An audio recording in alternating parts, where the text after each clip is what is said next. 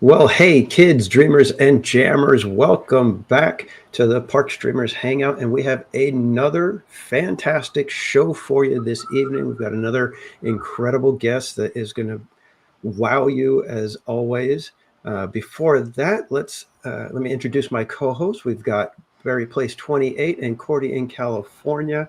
And Cordy, would you let everybody know where they can find you? Of course, you can find me on YouTube, Instagram, TikTok, Twitch, and my Discord. Awesome. Thank you. And Barry Place 28. Bob, let everybody know where they can find you. Hey, everyone. You can find me at Barry Place 28 on YouTube, Instagram, TikTok, X, and Facebook. Awesome. And I am Theme Park Casual. You can find me on YouTube, X, and Instagram, all of them at Theme Park Casual. And who else do we have joining us tonight in the chat, everybody? We have got Mitch's Adventures. We've got Eye Candy, Weird Old Man, Naomi Beardo, and we have, let's keep going. We have Mike. JJ. We have The Road Attraction. Yep. Carol G. Let's go. Robert Sprite. Roto Commish. How's it going? Pirate Queen Twish. Schwartz, hello. Most Wanted, welcome. We say hey to Tom F. Too. We sure did. Okay. Paul M. Jennifer Wood. Beausoleil. Carol G. and the Corn Dogs, Cat 747, welcome in. Buddy Hepburn, not sure if we said hello, but hello again. Andrew Loves Maria. Wow, there's a special called Theme Park Casual there. Wow. There is not that guy. Paul Della Boyer, welcome in. Haunted Mermaid, hello. Hey, Haunted Mermaid. Fire Dragon 57. Weird Old Man. By the way, Tammy Delaney, yes, your names are normal today. I don't know what's up with YouTube. I know. You know what, though? I'm very happy to see that names are normal. Well, it was funny because they were weird on mine, weird on Barry Place, but I think they were normal on yours last night, Cordy. Yeah, nobody noticed that. Wow. Yeah, it's the weirdest thing. I don't know how YouTube is picking it so that you get the weird names. Cordy special. That's what it is. So many ways. Roto Commish, welcome in. And actually, we have some gifted memberships from the Park Streamers Hangout tonight. Yes. I know Mike Beachman already gave a big thank you to us for his gifted membership. We also had one that went out to Della Boyer, Tron User 1, and here we go. Isaac. Yep.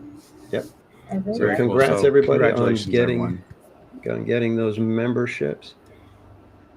All right. Well, let's not delay any further. We have a fantastic guest to talk to tonight. I've actually followed him for a long time. Very interesting articles. Love to hear the angle of urban planning in Disney parks. And I still remember one of his articles that talked about how Toontown, how if you start at Cartoon Spin, that is the urban area. And as you move slowly over toward Mickey's house. It goes to suburban with City Hall and all of that area, and then it goes to rural where Minnie and Mickey's houses are. And I was like, wow, I never noticed that it does have that exact flow of, how you go from big city out into the rural areas. Mm-hmm. And it's always stuck with me, that article. So getting to talk to him is going to be a treat tonight.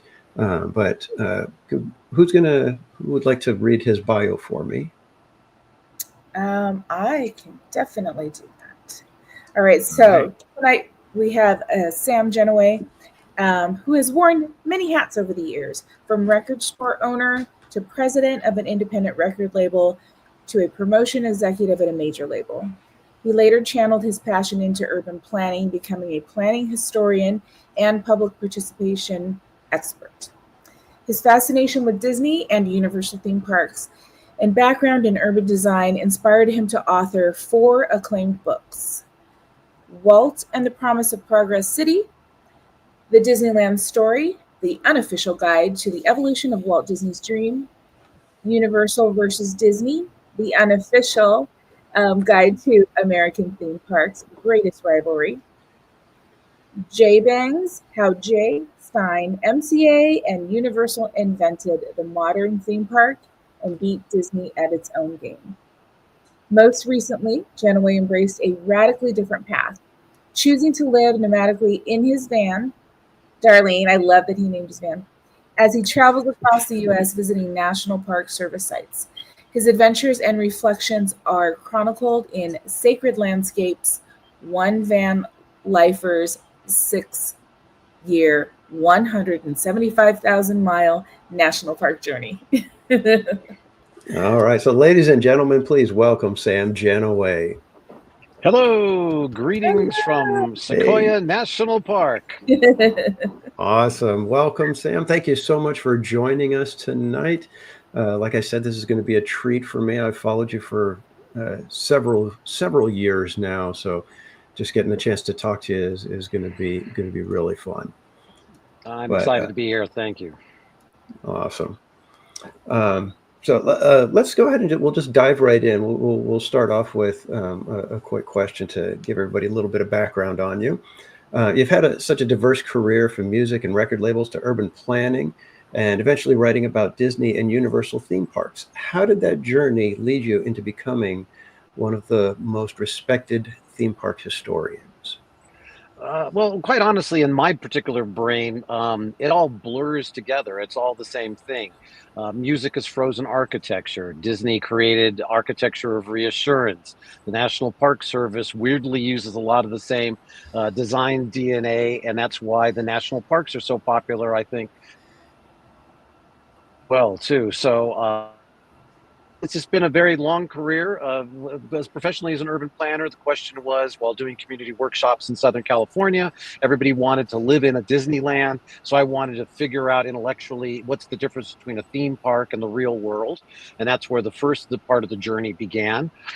Then with the success of the first 2 books, I was asked to write a book about Walt Disney World, but Walt Disney World didn't really interest me. And I said, can I do something about Universal Studios? No one's really ever written a history of Universal Studios.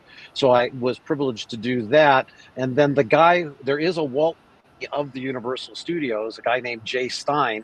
He's the one who created what everybody sees today.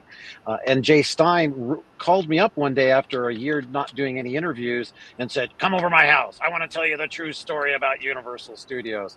And so I was very privileged to be with Jay and spend a lot of time with him. And then now I've chronicled my adventures through the national parks with the kind of weird conclusion that the urban design of the national parks shares a lot in common with the DNA of the Disney theme parks. And that seems to make a lot of sense because Walt kind of really liked the national parks. So it just brings me full circle. So in my head, it's all the same thing. Awesome. Interesting. So do you see like a connection between your early work in the music industry and the storytelling that you're now doing with theme park history and urban design? Yeah, because, in all these instances, there's one constant, and that is that you're trying to tell a story and you only have a very limited amount of time or physical space or budget on structures. So how do you tell a compelling story that provokes your emotions so that you want to engage in that story and do that in a very brief period of time? When you think about it, you think about the Disneyland dark rides, those are the ultimate pop songs now, aren't they? Because they're just, a couple minutes long, and it's like the best Beatles song or whoever your favorite pop artist is, and they're just pop songs. You get it. You don't have to even know the background of the story to be able to get it. The same thing as like a great song. And even the walking down Main Street, when you're walking down Main Street, there's a rhythm, just like if you're walking in a song. All the facades of the buildings are no more than 22 feet apart. So as you're going pacing through it, you can get kind of the beat, the rhythm of the physical space. So when urban design within theme parks is done really, really well, it's just like an incredibly cool song. Nice. Wow. That is a very cool way to look at it. I know. I was thinking the same thing. Why didn't I think of it that way? Just kidding. I definitely want to come back. That's why I have a career. Quick, not planned question. You talk about the land kind of having a rhythm to it, that when it's very well done, it has a good beat, if you will. Mm-hmm. What would you consider the most perfect land, or could you even have a most perfect land? Oh, wow. That's a good question. You know what? I would tend to, I'll give you two examples, and they're going to be strange examples. I think that the idea of how Disneyland Paris is designed was the chance for the second generation of Imagineers to have an adequate budget to try to, if you could do Disneyland over again, what would you do? And here they had the ability to create three-dimensional lands. So when you go into any of the lands at Disneyland Paris, you're completely immersed within that theme. That's something that Universal's starting to do with it, like with Epic Universe and the Nintendo Land in California and in Japan. So there's just something about once you've gone through the portal and you're there, you're completely there, and it's 360 degrees. So that would be one. And then almost any space that's in Tokyo Disney Sea. Because to me, Disney Sea is just the most spectacular of the Disney theme parks. It's just, there's just nothing wrong with that park. It's just so cool. And each land is really rich in detail. There's great vistas. It's like the perfect movie. There's great vistas. There's great long shots, medium shots, and then close-ups, which most of the other domestic Disney parks happens somewhat, but doesn't happen all the time. And at Disney Sea, pretty much everywhere you look, you get all that vision, that scope that you would get in a super fine feature film. So those would be the two parks that I find that some of the best space. Now, I haven't been to Epic Universe yet. I understand they've done a fine job with that one too, so I'm very anxious to see that. I've been there. It was an interesting time, let me tell you. I'll have to talk about that later, Sam. Yeah, okay, great. But theming, amazing, just amazing. Okay, great. I want to talk about your first book, Walt and the Promise of Progress City. It really has become the cornerstone for Disney fans interested in design and planning. So what I'd like to know is, what inspired you to focus on Walt Disney's dream for urban spaces? And for those who are going to look it up on Amazon right after this, I'm actually going to show it right now. It's Walt Disney and the Promise of Progress City. Theme Park Press. We finally put the word Disney in there because I wasn't fearing that Disney was going to sue me, because I, like all authors who write about Disney, that's something you kind of have in the back of your mind as well. At the time, Walt Disney and the Promise of Progress City was a really fun project. It's probably, next to Sacred Landscapes, my most personal project. I was an urban planner. I was doing master plans, general plans is what we'd call them, or comprehensive plans in other states for cities throughout Southern California and Northern California. And especially when you're in Southern California and you're doing community workshops, one of the things that you sort of pick up on is that Walt Disney and the Imagineers at Disneyland redefined what public space should be and raised the expectations so high for people that people kind of wanted to have Disneyland. And I was just intellectually curious to figure out what's the difference between a theme park and the real world. And then I started going down that rabbit hole, and it was a joyous journey. One of my big influences in urban planning was a guy named Christopher Alexander, and he based a lot of his development on empirical data, just pure observation. And the best person in the world for just pure observation and empirical data happened to be Walt Disney. The guy had this monster memory. I remember talking to Diane Disney Miller once, and they would be going off on vacations, and she would see her dad prior to Disneyland walking around streets, counting the steps to figure out, I like this street, it's this wide, how wide is that? Can I put that in the park that I have gelling into my brain, and the size of the buildings and stuff like that. So it was a fascinating journey to understand, in a sense, what were the influence that Walt Disney had, what influence Walt Disney had on urban design. And then I started to get really deeply into what was Walt working on prior to his death, because by about 1962, really the Tiki Room was the last thing that he was super busy with Disneyland, because he was starting to work on creating a ski resort, creating a college, creating a big city in Florida. So as an urban planner, he was the greatest subject in the world, and then learned so much about it. And it keeps me, when I look around the world, I still remember these little DNA steps that he had created. Very nice. Very cool. In your book, The Disneyland Story, it dives into the evolution of Walt's dream. Was there a particular discovery during your research that surprised you or changed the way you see Disneyland? Yeah, I was kind of motivated. That book had kind of a weird motivation. First of all, I'm like the ultimate Disneyland geek, like not as much as you guys though, as I'm pointing to the screen here. You guys, because I haven't been to Disneyland in a few years now, because I've been traveling all this way, and the theme park hasn't brought me back yet.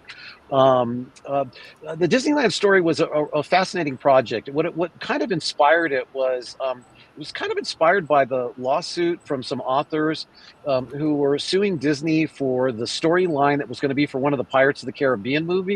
Some of you may remember that. And Disneyland was showing artwork that was conceptual artwork that was supposed to be part of the Pirates of the Caribbean attraction potentially. But they were kind of shifting the dates around a little bit to sort of fit the narrative that the Disney Productions wanted, or Disney Company wanted to do. At least in my perception, that's what was going on. So I thought that there's a lot of Disneyland history books out there, but nobody ever went like wacky with the citations to say, well, this is the fact, this is where I found this. And so for me, it was a way of writing a book about Disneyland, having over 750 citations in it, so that I can sort of break the myth making that happened. And then the style of the book came from a very interesting discussion. And go back to the first book of Walt Disney and the Promise of Progress City, I wrote about Mineral King, a ski resort that's in Sequoia National Park now, not the ski resort, but that place, Mineral King, is in Sequoia National Park. And I was invited to the Walt Disney Family Museum to give a talk about the Mineral King ski resort. And my special guest in that talk was Ron Miller, who was in charge of that project for Walt. And when I was looking at the big model, how many of you have been to the Walt Disney Family Museum? I got to think, all of you? Anybody? Okay, so you've been there. So you know that big, huge model that's on the lower floor, that is the Disneyland that always was and never will be. It incorporated everything either Walt did build or Walt projected to build, all melded together. Amazing model, wouldn't you say? Oh, so, yeah. So I was staring at that. I was talking to Werner Weiss from the probably the oldest, I believe he's the oldest website that deals with Disney in history at this point, with Yesterland still, because it's still going. So he's been doing it longer than even Disney had an imprint on the internet.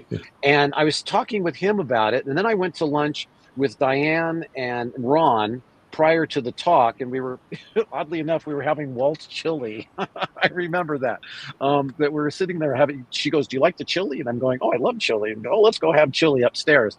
And I started asking her questions, and I said, Diane, when your dad, because she was an adult by when the park was being open, when your dad was working on this project, did he kind of think of it like it's your younger brother or sister or something like that?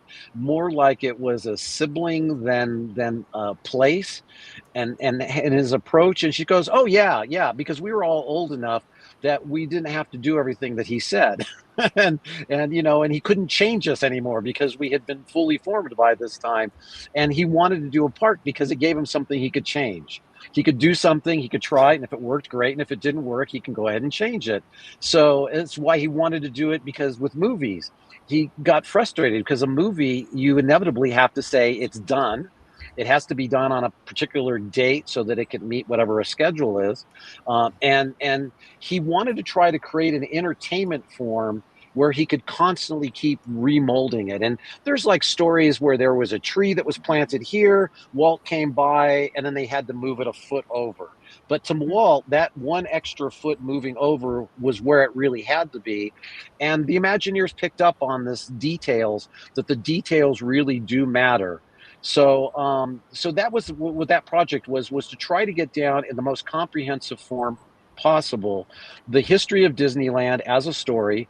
I was watching the Ken Burns jazz series while I was doing a lot of the writing for it, and I wanted to try to emulate the idea that certain stories like the Haunted Mansion threaded throughout the entire history of the park, and then other things just sort of popped up. And so that was helpful for the form of it, and it has turned out to be certainly my best-selling book so far, and continues to sell really well. And I'm very proud of it. And it was just a lot of scholarship. It was sitting 1 month in the archive library at the Anaheim Library. I literally was there for 1 month every day, going through every single document in that place to try to build up nuggets. So those are some of the things. And then as far as weird things, one of the weirdest ones is that there is a document that describes the parking lot at Disneyland when it first opened. And that was that you had a giant marquee on Catella, and then you had to go in the parking lot, and it had multiple booths, just like if you were going to a movie theater. And then you had an usher, a uniformed usher, that would take you to your selected reserve seat. And this was the first act of the show. And then you would walk to the gate and you'd buy your ticket. And then you would enter into the lobby with the red bricks being the red carpet, because you're now a famous person. The train station, as many of you have heard in the past, was the marquee for the park. And then you had it animated like the little lights, the flashing lights that would go on a marquee of a major movie theater. That was the train coming across.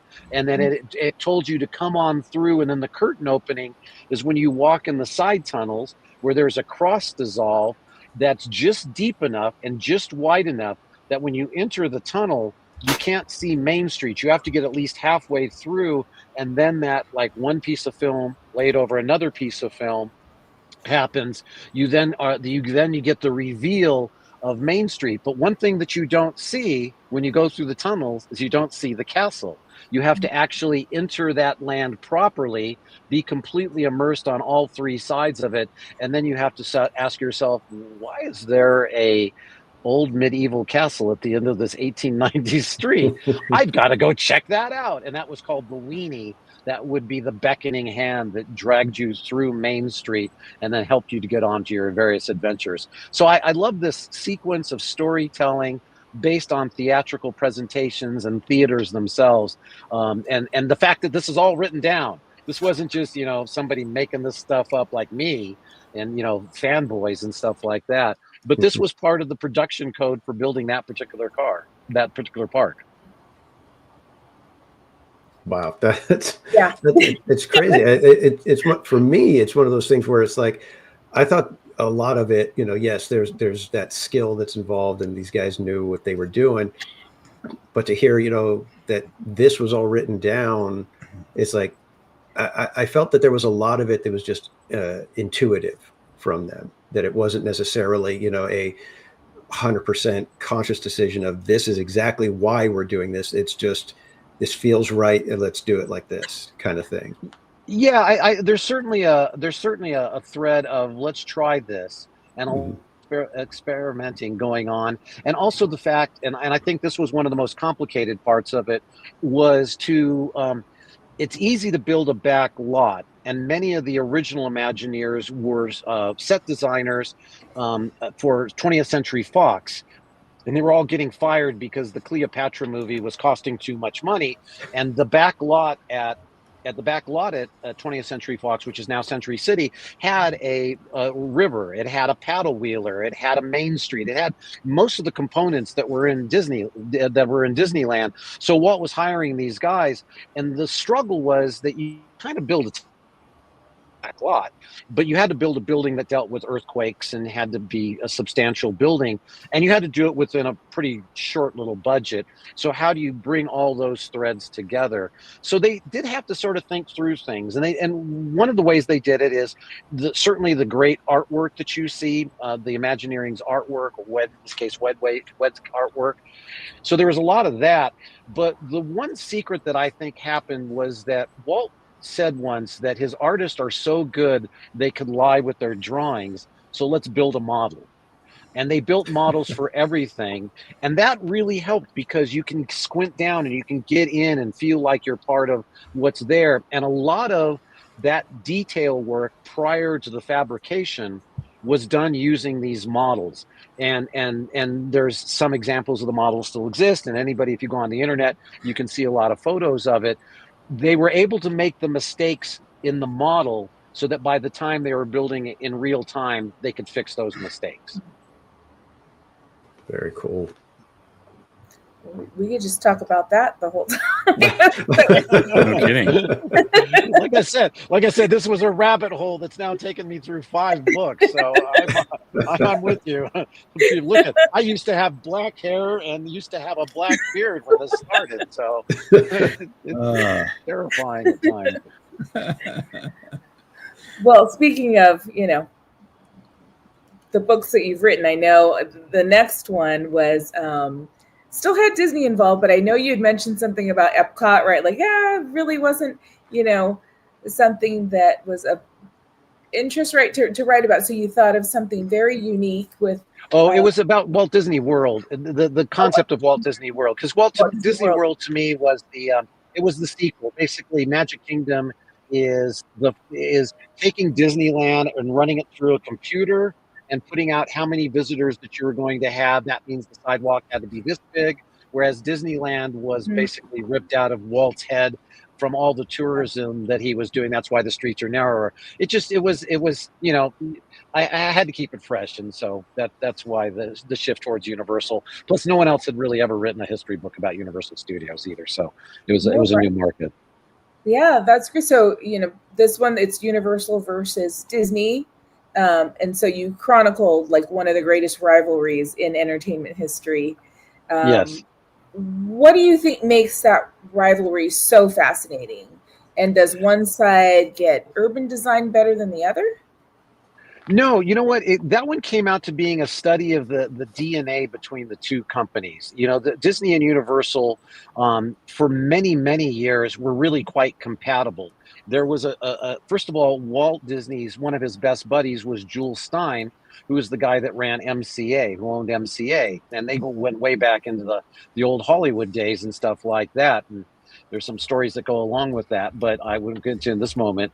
But that was a case of they're mixed from different ingredients, the two parks. Honestly, the title of the book should be the Universal Studio Story, because the Disney part's just a small part of it. It really is it's really much like the other book about Disneyland and how it got developed. There's a different DNA. The Disney is all about, and what it does the best, and nobody else does this better than they do, is they do what has been known as the architecture of reassurance. This is a term that Marty Sklar used, John Hench used, some of the leading Imagineers, and it's all about this architecture of reassurance. And if you ask, I'll go ahead and get into more detail of what that means. And then Universal, the word J-Bangs, which was in the 4th book, was definitely throughout the Universal versus Disney book. And J-Bangs is different. So Walt wanted you to sit back, relax, be a part of the show, go through it. If he's going to scare you, it's going to be a mild scare, and nothing that's going to be too frightening. Even if you think about even the thrill rides, like the monorail, the Matterhorn, that's about as antsy as the thrill rides could get. Universal was built on money. First, they wanted to make money. That's not necessarily was the driving factor for Walt to the greatest extent, although it was one. But for Universal, Lou Wasserman wanted a good return on his money at his back lot that he had, and he wanted to monetize that. And Universal, when you came in to build a Universal attraction, if you went to Jay Stein, on the cover of your script, you had to write the 3 to 5 J-bangs.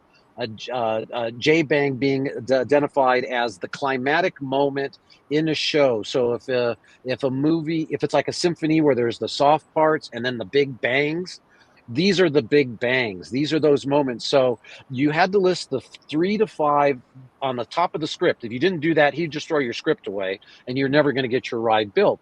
And so when you go to Universal, you'll probably notice that the shows have a little bit of story, boom, there's fire. Little bit of story. Oh my God, we're bouncing up and down, and there's earthquakes and stuff like that.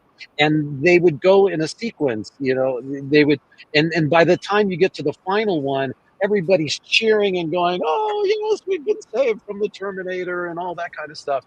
And so that's what Universal was. So Universal, Disney wanted to lull you and have you enjoy the stories.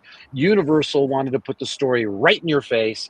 And when Disney wants to do fires, it's a scrim with like a projection of fire. When Universal would do fire, they would just use real fire and put it close enough to your face that you can feel the heat. So Disney does what Disney does really, really well. When Universal tries to do a Disney ride, they're usually pretty lame. When Disney does a Universal ride, they tend to make people sick. Like Mission Space and stuff like that. They don't do Universal kind of rides, that sort of J-bang thing as much. And what was kind of fun is that a lot of the people who worked on Epic Universe adopted J-bangs as a book because it was the first book to say that Universal had the capacity to do stuff that's at least at Disney quality and maybe even better and stuff like that. But Bob, you said you went to Epic Universe. When you went to most of the attractions, wouldn't you say that the story was good, but every once in a while something would really happen and then the story would continue and then something else would really happen? Is that your experience? You know what? I feel like, excuse me. I feel like, all the other Universal parks, that's kind of how it goes.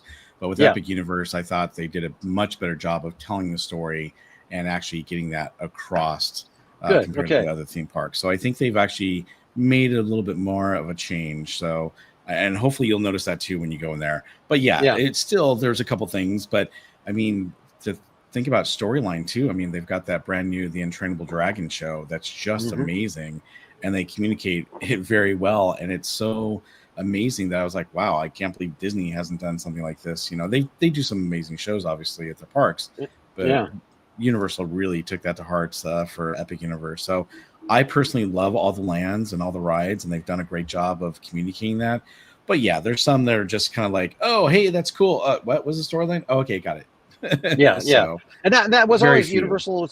Even the earliest attractions at Universal Studios Hollywood were developed differently. Walt would have an idea of a story, sometimes an IP, an intellectual property, sometimes just something fresh and new that he wanted to convey, and they would work very, very hard on crafting the story.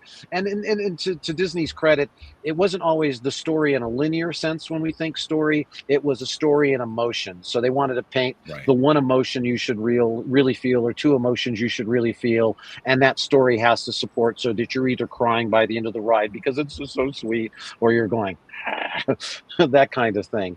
So that's what I just see. The two parks have different DNA. It's what makes each of the two companies very, very good.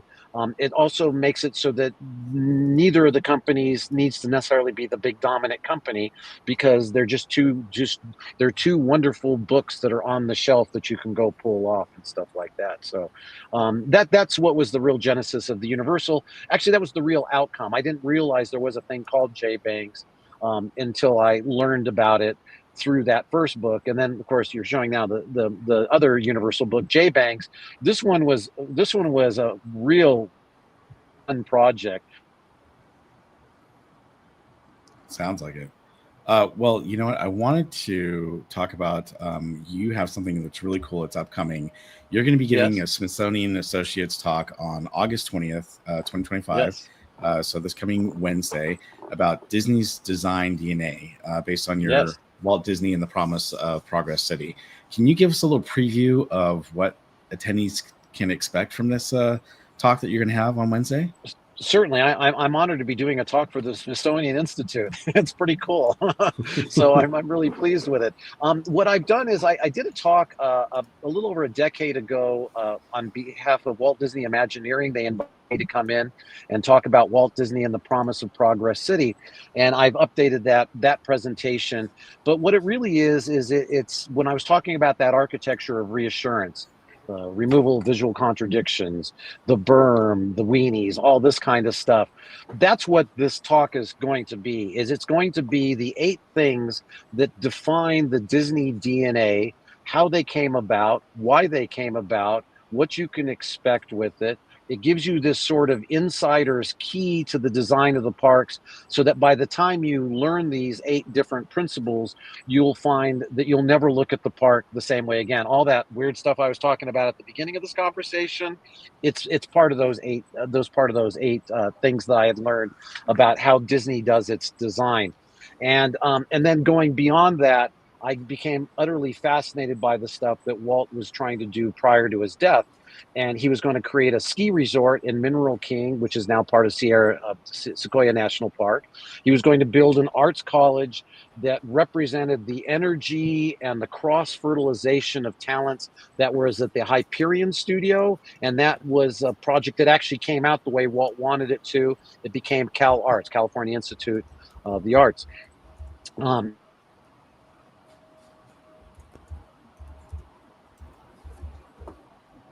Oh, did we? Oh, did we lose him? Freeze, maybe. Sam? Let's see. Can't hear him. Well, he is out in the wilderness, everyone. Yes. Yeah, he is. Looks like he froze. Maybe he lost signal. Hopefully a black bear didn't come by. Once in a while, there we go. I was going to say that every once in a while, because I'm surrounded by giant trees, if the Starlinks up dropping out every once in a while, so you're warned. No problem. So I don't know part of that miss. So the talk on Wednesday will be the influences of Walt Disney on urban design. Those influences to create the theme park, how the theme park and those influences helped him navigate the 3 big projects he was going to work on prior to his death, which was a College of the Arts, Cal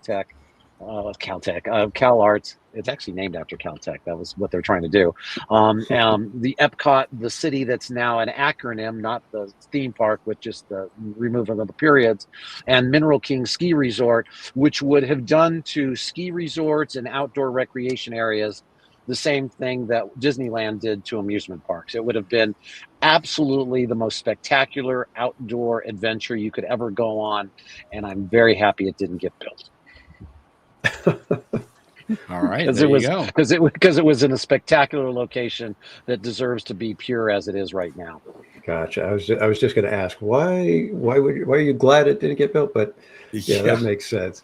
You described the 8 design principles that Imagineers use to guide guests through the parks. Which of these principles do you think modern Disney has held on to most strongly, and which do you feel might be slipping away? Ooh, now this is tough. Now I have to admit, the last time I was at Disneyland, I was there for just one day.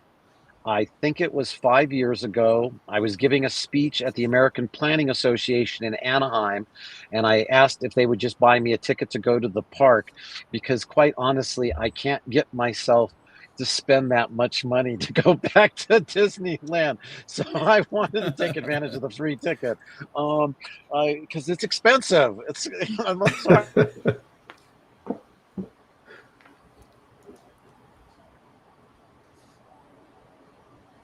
Lost them at expensive. I was going to say, yeah. There we go. Boy, let me think about this. What have they done here? So the first one would have been the berm. Disneyland is surrounded by an earthen berm. They do that pretty good. I mean, I'm glad that they hided the entire Galaxy Edge, right? The Star Wars thing, which doesn't belong in Disneyland, because the underlying theme of everything else in Disneyland is optimism, because that was Walt's theme, and that isn't an optimistic area. So thank God it's on the outside of the berm and on the other side of the railroad track, but it shouldn't even be there anyway. Sorry. I knew I liked you, Sam. Because it's not. It's also the only portion of the entire part of Disneyland. It's a 1-to-1 scale. It's not at any kind of spatial manipulated scale. What's called forced perspective, which is the rest of the park. That's another one of the design hallmarks as well. I haven't seen this store that's behind the Haunted Mansion. I've only seen photos, but I didn't realize that Home Depot had a sale and they decided to put that there. I may be too cruel because I haven't seen it in real life. No, that's still gentle. Yes. So I still think that the focus on storytelling, immersive, but I think it's this. It's called the removal of visual contradictions. Give me a second. I'll explain what I mean here. In the real world, there's a certain messy vitality. Not everything lines up, and because of that, the signs are different, buildings are different, heights are different, things that are like that. And because of that, if it's done really well, you feel really engaged. Those are great urban places we want to be, that sort of thing.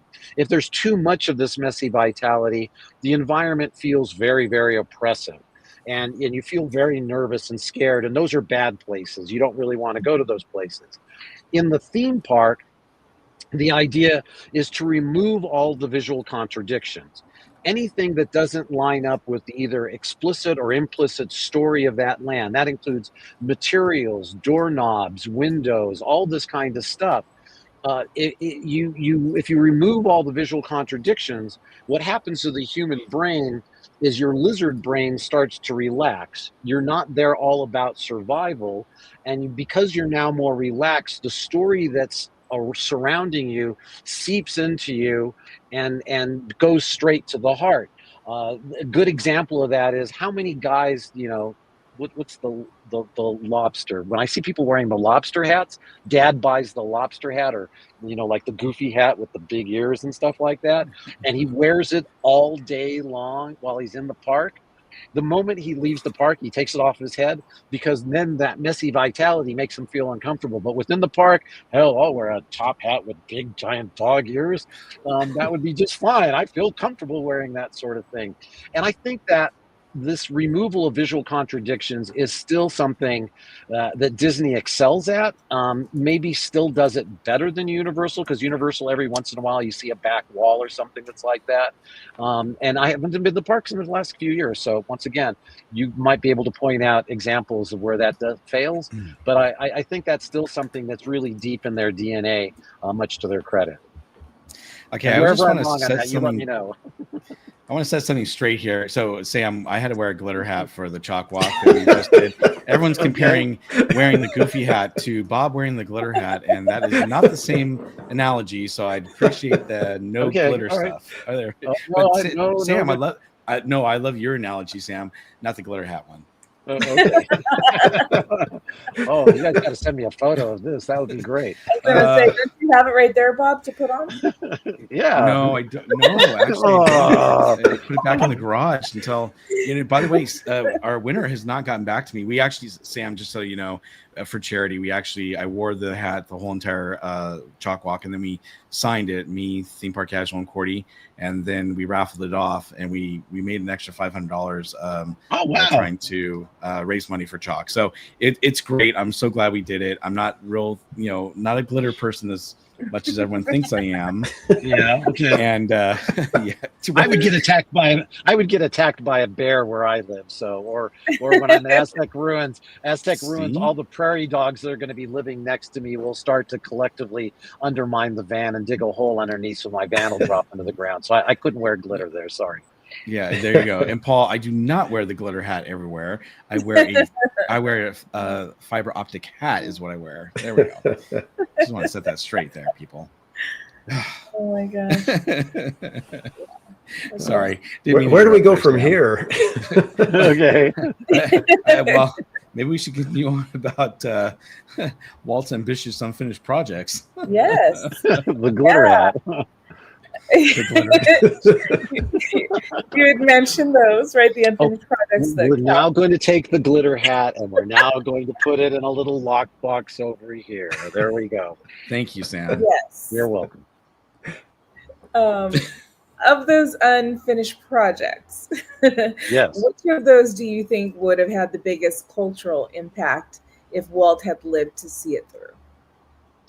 Ooh, well, actually, I think in a sense all three of them, but I'll even give you a quote from somebody that will be particular to one. I mean, Cal Arts is, if you want to be a Disney animator, or almost all of them, they came from Cal Arts. So obviously that had a huge cultural influence. Cal Arts does. So you can't deny that. It's a remarkable school, and the guy who was in charge of it once Walt died, Walt Disney put Harrison Buzz Price in charge of it. For those who know Harrison Buzz Price, you know how important he is to the Disneyland history.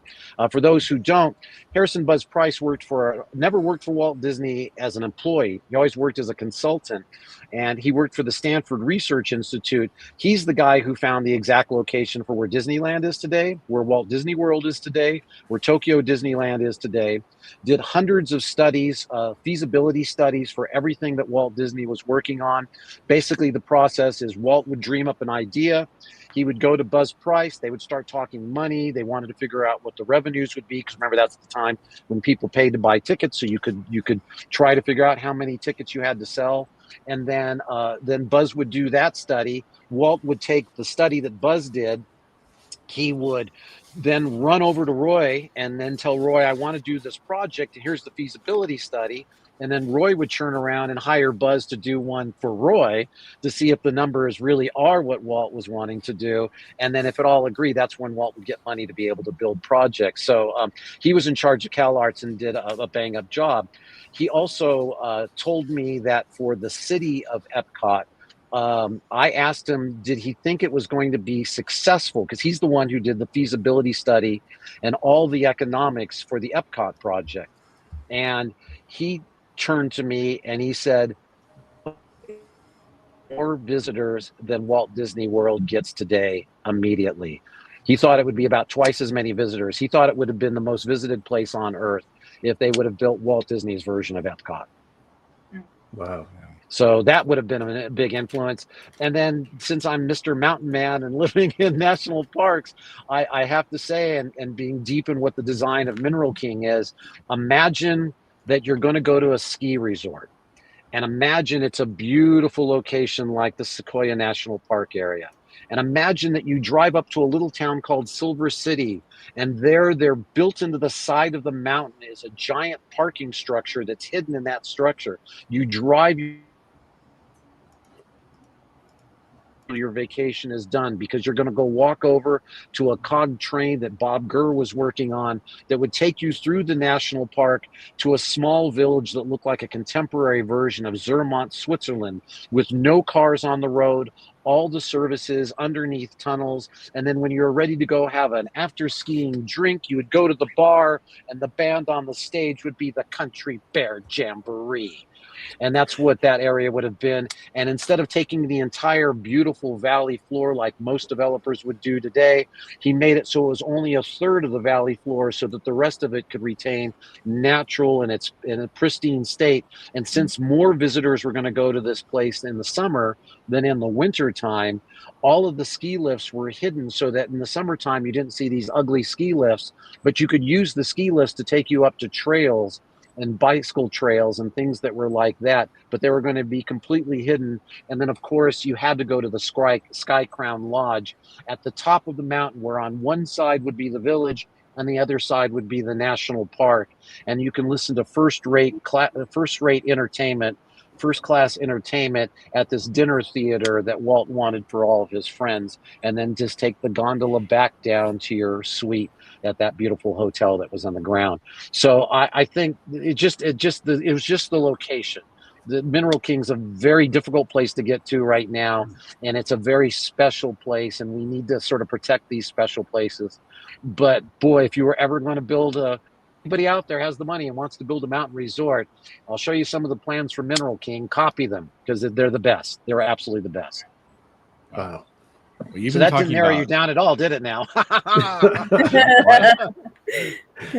Well, you've been talking about special places. Well, you've been living nomadically in your van, Darlene, traveling to national parks and writing Sacred Landscapes, which that book is right behind you there. How has that lifestyle shaped the way that you look at theme spaces like Disneyland parks? So this is the book itself kind of came about. I was working at Yellow. So back up just a second. I have been doing this for 7 years now. I retired. I wanted to do something kind of interesting for retirement. I decided that I'm going to buy a van. I'm going to travel the country. I'm going to visit every National Park Service site. There's 433 of them that I can drive my van to. This means I can't go to Hawaii, sadly, because I can't float the van there, or Guam, or the Virgin Islands, and in Alaska I'll get to one of these days. I haven't been able to get there yet. But I became utterly fascinated by National Park Service, which was founded by a showman, a guy named Stephen Mather, who created a product called the 20 Mule Team Borax, and became a millionaire and was the first director of the National Park Service, and wanted to create these places and spaces that brought people out to the wilderness in such a way so that, especially the middle class, so that he can get political support, so that he can keep funding the parks. And so he was a showman, just like Walt Disney was a showman, and had a great sense of how you present outdoor spaces in a sequential manner so that you can tell stories. So I was visiting these, and I was at Yellowstone pretty much at the beginning of this, and I was there for, I think, 6 weeks, and I was working there, and I was noticing people were petting the bison, and which is never a good thing. Don't pet bison. Don't pet the fluffy cows, and they get gored is why. But I started asking myself the question, and this is the weirdness that I am: why do people want to pet bison? It's not that people are stupid, because there's something, there's an influence, there's something that was happening. And so I dived really deep into research, and because I was working at national parks as a volunteer, I had access to the national park libraries. And so I could dive deep into the design books and stuff like that of how they laid out everything. And I started to realize that a lot of the DNA at the Disney parks works at the national park level as well. So I'll give you an example. Almost every national park has some sort of a berm. Usually it's U.S. Forest Service land that's around it, but there's a this side of it, and then there's a this side of it. There's a single entrance, which is a Disneyland thing, where there's a gateway, and you pass through that portal. And if you're going to the national parks, the roads are different. The Forest Service has medians on the side of the road. When you go to the national parks, the roads are narrower. There's no medians on the side. There's areas to pull out, but those are spaced in very, very specific areas where they want to show you something along that particular way.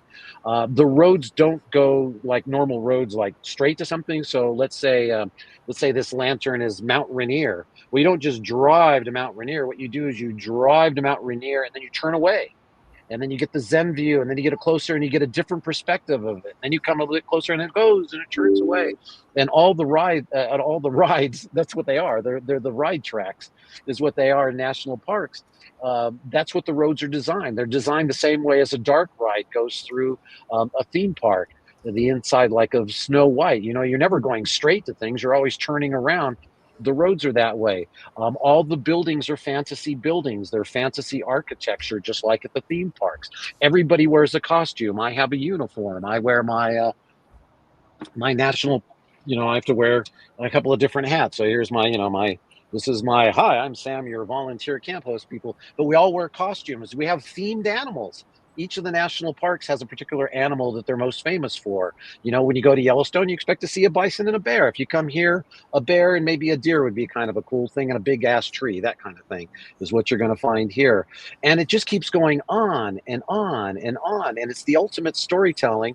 And so in Sacred Landscapes, I describe about 390 of those 433 parks of what is the interpretive story that the park is trying to tell, or the story that I thought was most interesting that they were trying to tell. And then how did they physically lay out that particular park in order to sequentially tell you that, And because of all of these design things, within the national parks, you have the removal of the visual contradictions, just like Disneyland.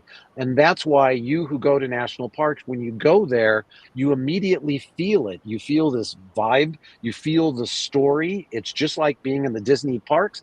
That's the upside to it. The downside is your perception of risk is a lot lower, and that's why you'll go pet a fluffy cow, or you'll take hikes that you really shouldn't be taking, because your perception of risk has been reduced because your lizard brain is more relaxed. And you don't see that at state parks generally, or certainly local parks, but you definitely see it in the national parks.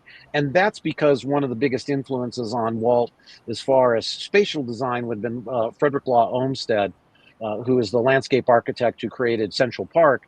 And he was also responsible, and his son were responsible for the creation of the National Park Service as well. So to me, there's a lot of similarities between the Disney parks and the national parks. And this is the first book to really sort of dive into that sort of thing.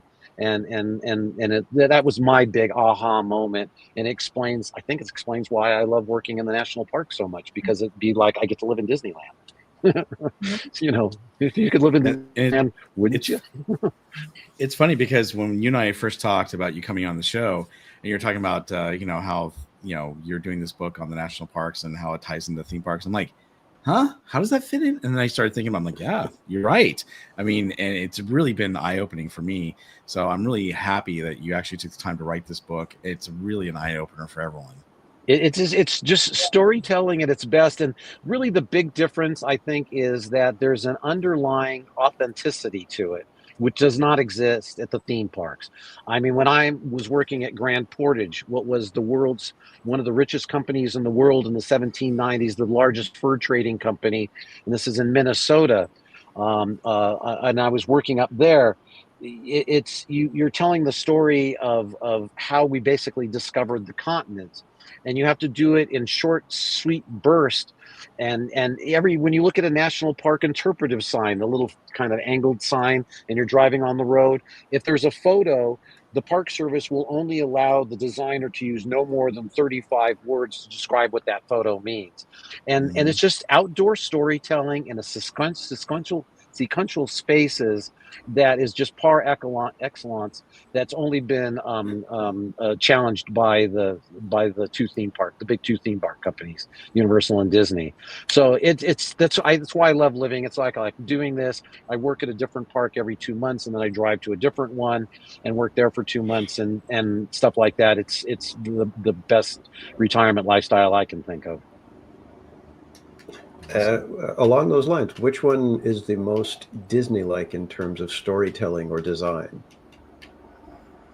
Oh, wow. That's a good one. Which would be the most like? I'm going to say it's going to be Yellowstone, because Yellowstone is one giant loop that you take, and historically you always started at the north end, and within every maybe 20 minutes or so there's going to be another feature that you're going to see, and the features are all different. So when you're going from the top, which would be Mammoth Springs, and then you're going along the west side of the park, you go through, that's all the fire side of it. So everything, all the thermal things are all along there, Old Faithful and all this stuff, the river, the Madison River, and the Firehole River and stuff, that's all on the west side. And then you turn the bottom, and it's all about the largest alpine lake in North America, Yellowstone Lake. And then you turn the corner and you're going down the Yellowstone River, and then that takes you to the Grand Canyon of the Yellowstone. And then that's the big finale of this big loop trip. And you can't really do that in a day and do it justice. It takes a few days. And there's hotels, fantasy hotels, like the world's largest wood structure, the Old Faithful Inn, that you can spend the night in, a log cabin place. So there's that fantasy architecture, and it's a story that people have been doing since basically 1872. Frankly, a little bit longer than that, a little bit earlier than that, but they've been doing it for well over 100 years. Everybody following the same big loop, seeing the same different things, and like a theme park, you feel a relationship with something that you grew up with. we all have our favorite spots, but there's always something that's changing. And in Yellowstone, that change is done by nature, and nature is constantly making certain geysers go up and certain ones not go up, and hot pools, and changing the landscape constantly as well. So I'm going to say Yellowstone again, and it makes sense because it's the first. It's the first national park, 1872, and I think that's probably the one. The most absolutely like Disneyland would be things like Bent's Old Fort in Colorado, which is a trading post, which did not exist. It was on the original footprint of that buildings that they reproduced through drawings and on one photograph what Bent's Old Fort trading post used to look like, and then all the cast members, all the rangers and the volunteers, dressed in regalia of the period, and thankfully, and this is like again Grand Portage, we don't have to talk first person. We don't have to act like we're only in that period of time. We can use contemporary examples to express what's going on. But that was built in for the 1976 bicentennial from the ground up. It is pure fantasy. Grand Portage in Minnesota is pure fantasy. There's quite a few of the parks that they reproduced buildings that are just pure fantasy. Or pure fantasy, but on the authentic space with the best information possible to represent what was truly there. Awesome. Yeah, I got to go to Yellowstone, and when we were sitting watching, waiting for Old Faithful, I had to turn to my son and I had to tell him, you know what, this is a bucket list item. You have no idea how crazy this is for me. I never would have thought to find myself in Wyoming waiting for Old Faithful. I said, this is the kind of thing that I would, hear about when I was a kid, and for years and years. Never would have thought that I'd end up actually there watching it. I nearly had tears in my eyes when it went off. So. Yeah, and you have to admit that the real Grand Canyon is a bit more impressive than the one on the Disneyland Railroad. Although that's a good effort, but even still, and that's another kind of a thing too. I mean, you can see 8 million pictures of Disneyland, but until you go to Disneyland, you get that, wow, this is cool. And that's one of the things that's kind of a trend with almost all the national parks, which is when you go to visit them, it always exceeds your expectations. I mean, the only example that I would say that doesn't is Mount Rushmore. That's the least favorite of the 400 parks for me is Mount Rushmore. But that it always exceeds your expectation, that experience. You can be prepared, but you're not as prepared as you think once you get there, and all of a sudden it just touches your heart. And that's what makes these environments so special, I think. That's why we keep going back. Yeah. Very cool. Yeah. So, I mean, this kind of ties in. If you could design your own mini land in a theme park, combining your love of Disney and Universal and the open road, what would it look like? Ooh, well, okay. Now I know that they're got rid of the Rivers of America at Walt Disney World, and they're going to turn that into a national park, right? Isn't that what the idea is? I think I have that correct. Okay, so with all my national park sort of thing, I would go and I would build a national park there, and I would build what would look like a national park and the national park experience, and it would have what it would have is a pedestrian path that would be the equivalent of a national park road that would take you from one adventure to another, but there's only one path through it. And it has little twists and turns, and they work as a climax. And in this case, since you'd be coming in from two different ends, the main attraction would be in the middle of it, but there's smaller attractions that support it and then create a story thread line that ties you through all the different spaces. So you can go on an adventure from start to finish, and then by the time you finish with that, you will see everything and do everything. So I guess I would do something that would be kind of like that, or I would go back to big influences like, we kind of think that Walt Disney invented the themed land area, but he didn't. There was the World's Fair that was in San Francisco and the one that was in San Diego. The one, and this is I'm going to get this probably wrong. It was 1912. 1906. No, it's 1912. It was really way back then. And at one point, it was sponsored by Santa Fe Railroad. You could go in a full-size reproduction of the Old Faithful Inn that was at Yellowstone, with artificial geysers in a completely surrounded 5-acre land, and the Old Faithful Inn was a giant 2,000-seat restaurant.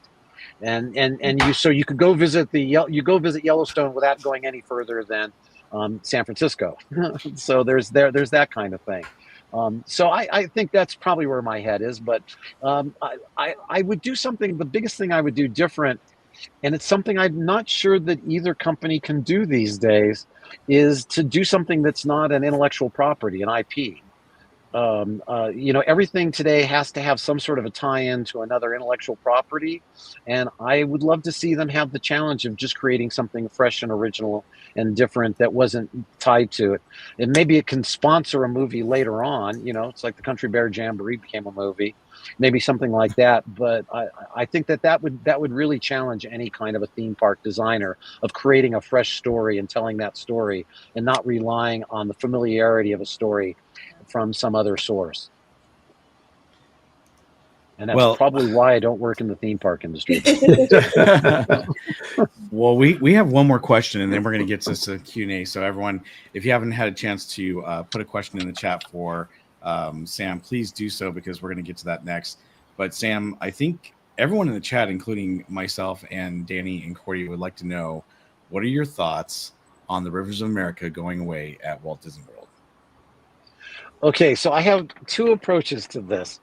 One of them is the urban planner geek in me, a guy who wrote a whole bunch about the Reedy Creek Improvement District, a guy who understood what Admiral Fowler was doing with the waterway systems within it. Mm-hmm. The north end of the Magic Kingdom is a flood zone. And that's why the original submarine ride, they couldn't just dig a hole and put the submarines in there. They had to build a big bathtub that sat in the mud and squished down into the mud. And that when there was flooding, at least according to the original plans of the park, and that's up until they built Celebration, floodwaters were supposed to go to the north end. That's why the Rivers of America was there. So from that perspective, it's kind of strange. Also, there within the urban planning school that I went to, the idea of water as a feature is one of the kind of primal features for people, and you're taking that away. And it's another thing that Disney has really sort of destroyed over the last few years, which is that in movies, you have quiet moments and then you have the big moments, right? Television shows, quiet moments and the big moments, symphonies, quiet moments and the big moments. And the theme parks used to have that too. So there was those areas in New Orleans Square where you'd go and you could just be by yourself. Those courtyards, now they sell stuff there. There's no quiet moments. And the Rivers of America was a quiet moment. If it's hot, it's humid, and you're tired, hopping on the boat and going around is just spectacular. Or if you've got kids and they've got energy to burn, you go to the Tom Sawyer Island, and it was Walt's brilliant concept of Tom Sawyer Island. He knew children were children. They want to run around periodically. He didn't want them running mad through his theme park. So instead, he designed a place where everybody in the family goes onto this island. The parents can just sit in one spot. They don't have to do anything. They get beautiful views across the water and what's going on across the water while the kids are running around. And they don't have to worry about the kids because the kids can't get lost because there's only one way on and off the island. So they can just sit there and wait for them. And people need these kind of breath areas, so breathing areas. So in that sense, I think it's unfortunate. And as I understand, they're going to design a little national park, so I'm going to wait and see of what they create. It could be good. Fair enough. It could be good, but we're missing that. It's kind of like for those who have been to Universal's Islands of Adventure. One of the brilliant parts of Islands of Adventure is there's one big path that goes around the lake, right? And all the major activities are on the upper portion of that path. And then there's these areas that are themed, really deeply themed in many cases, below that path. And even on the busiest days, you can go down there and there's not a lot of people. And you can just have a breather and look across the lake at other lands and just sit with family time. So those are some of the things that I think that are a little bit missing. That these theme parks need to have places that are quiet. I often said that because when they redid the San Francisco Wharf area at California Adventure and put the Big Hero 6 overlay on it, I was like, okay, yes, it's not a big deal to most people, but for me, it feels like that area used to be a place where you could kind of turn your brain off. You weren't being bombarded by sales necessarily. It was kind of just a generic, kind of a place. And now with the Big Hero 6 overlay, it's, more IP, more, sales happening into your brain. And that was my thing. It was like, it's not that I hate necessarily the IP overlay. It's just that it used to be a spot where you could, your brain could kind of relax for a minute from all the bombardment of the advertising. And that was a core idea of Walt Disney. He started realizing with the suburbanization of Los Angeles that we didn't really have city centers. We didn't have places where people could gather and just relax. And that's what was a primary reason why he wanted to build Disneyland. Of us that are old enough to remember, you didn't just pay one admission and go into the park. You paid an admission to get into the park, and then if you wanted to go on the rides, you bought extra tickets to go on the rides. Right. And Walt's idea was that if you went and just wanted to go on Main Street and do nothing else in the park, you could have an entire day. You can watch people, you could shop a little bit, you could have a little bit something to eat, have an ice cream, listen to great big bands playing, all sorts of different entertainment right up and down on the fire truck or on the trolleys and stuff like that, and have a wonderfully calm day without doing any rides whatsoever, because it's a beautiful, comfortable landscape. It's the architecture of reassurance. It's the one place on Earth where you know that every light bulb's going to work, all the place is going to be clean, and all the employees are going to be smiling and happy. And that's what Walt's vision of Disneyland was a place where people can gather and just be themselves. Yep. Well said. And we've actually got a lot of questions from the chat. So if you're good for it, if you're good for it, we shall get to some of them questions. Cool. Yep. Bob, would you be able to handle some of those? Yeah, no problem. So Mitch's Adventures says, what was your favorite ride? I guess at any of the parks. Oh, wow. That's actually not a hard one for me. Pirates of the Caribbean. Pirates of the Caribbean. Either the Disneyland or the Disneyland Paris version, but mostly the Disneyland version, just because it's something that Walt actually saw in a way. He saw it as a model and approved everything. He saw the building when it was constructed, but he never saw any of the audio, anything installed in the building. He did see the auctioneer, who I guess doesn't really exist anymore. But that's my favorite audio animatronic, the old version of the auctioneer with the Paul Frees going, "Oh, takes this ride," and all that sort of stuff. And what I loved about that ride, it is one of the most repeatable rides, and it was something that Ex Intencio, who wrote the script for it, was really paranoid about, because they were going through it and the soundtrack, and he was concerned that all the voices were overlapping. And Walt turned to him and says, "No, this is like the best party you could ever go to. When you go to a party, there's a little snippet over here, there's a little snippet over there. When you come back to the party again, you'll hear a different snippet and a different one." So it was an extraordinarily repeatable ride. It was the granddaddy of them all, sticking that many audio animatronics. It has a great backstory. The fact that one time it really did catch fire, and where the fire scene is, that kind of thing. Mm-hmm. And then just the absolute Walt Disney geekiness of, well, you go down a waterfall, how do you get out of there? You go up a waterfall. And then really only a guy like Walt Disney would look at that and make everybody go, "Oh yeah, that's cool. Okay, that's cool." So I think it's Pirates of the Caribbean, and I like the Disneyland Paris one just because it's a bit more lush, and quite honestly, the costumes in that one are just absolutely fabulous too. So that's probably my favorite ride. And my kid ride would be Haunted Mansion, because I was 9 years old when Haunted Mansion opened, and so that's the one that really sticks into my brain. But it's still disconnected as far as, there's the backgrounds, the Claude Coates portion of it, and then there's the Mark Davis portion. And in my head today, I can see that they were two different artists that were sort of shoved together and necessarily didn't play nice with each other. And so the ride's sort of schizophrenic for me still. But I hope that's an answer. But I always wanted to be a monorail pilot. Or a skipper on the Jungle Cruise. Boy, I would have loved to do that. There you go. Tom F. is asking a question for Sam. Is it true that Walt wanted to open a park in northern New Jersey? I'm not aware of that. Walt really, he was very scared of the New York market in the Northeast. That's one of the reasons why he did 4 attractions for the 1964-1965 World's Fair in New York, because the Disney animated films their worst market was the New York market. He always thought the people in New York thought they were just too cool and too hip to be able to enjoy the Disney style entertainment. And before he was going to build the Florida park, he wanted to test that, and that's why they got deep into that particular market and did a lot of market research to see what people thought. So no, Walt was really pretty much convinced. He didn't like doing sequels. So he had Disneyland, and he was really pretty content with that. He wanted to build this city in Florida, but to afford building the city, he knew he had to build a theme park, but he didn't really even work on the Magic Kingdom. He thought his team knew what to do, and they were going to do a fine job. He would just focus on the other aspects of the resort there. So, and then we tried to do something in St. Louis, which was going to be an indoors, sort of the original Disney Quest. And he was going to try to do something like that. But at the end of the day, Anheuser-Busch said that they had to sell beer, and Walt didn't want to sell liquor. So he walked away from that project.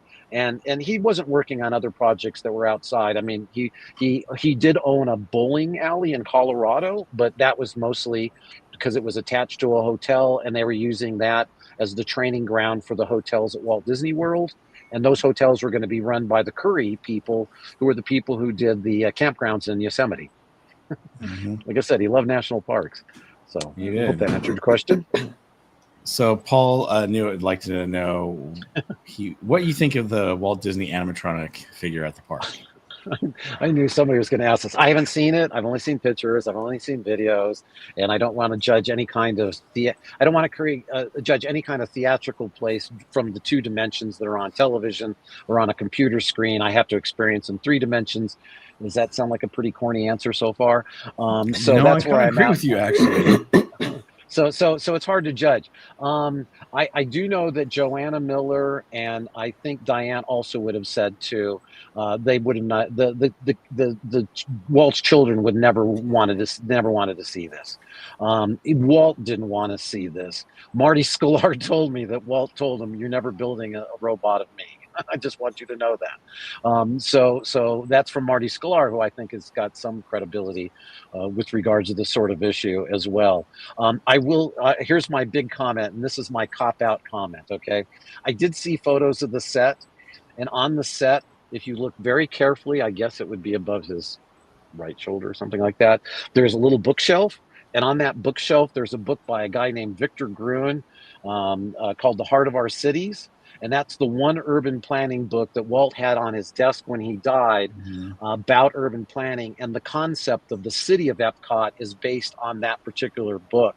And I was just jazzed to see that whoever worked on that, they put that on the background. I thought that was a pretty cool little thing, because that book was really, really, really important to Walt and his. So the other comments I would make is, from what I've seen on videos, it looks like a really fluid animation. They did a great job with that. But I'd have to see it before I pan it. I hear you. I agree with you. I love seeing all those little Easter eggs are there, including, the plane and his bag on the floor and whatnot. There's so many things that you don't pay attention to. His little sculpture, Pinocchio, that's on his desk as well. You have to pay attention to all those little things that he actually did have. So now, if for those who end up watching the presentation on Wednesday, I do have a snippet of the Epcot film with Walt where he's wearing the same suit that he's in there, and you can actually see what the real Walt Disney looked like in the exact same setting that I think that they're trying to present at Disneyland. So then that might.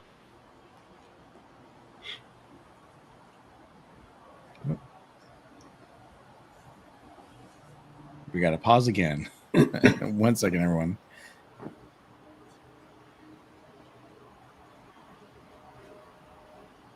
And Starlink will be back in 3, 2, 1. Giant trees. There we go. We're back. Yes.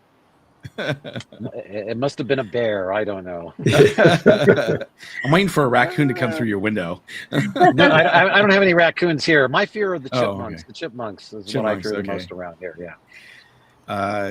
Tammy Delaney is asking or says, my youngest daughter and her ex-husband spent 2 years traveling to national parks in a converted school bus. So she was just letting me know that. A schoolie, Yes. yeah.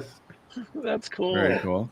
Congratulations. We also, let's see. Oh, Adventures with Little Commission is asking this question to us as well as Sam. Park Streamers Hangout. Sam, what is your favorite national park? We'll start with Sam. I hate this question, but I will answer it anyways. My joking answer for it is it's the next park that I'm going to. But in general, and sacred landscapes, because I knew this was always going to come up as a question.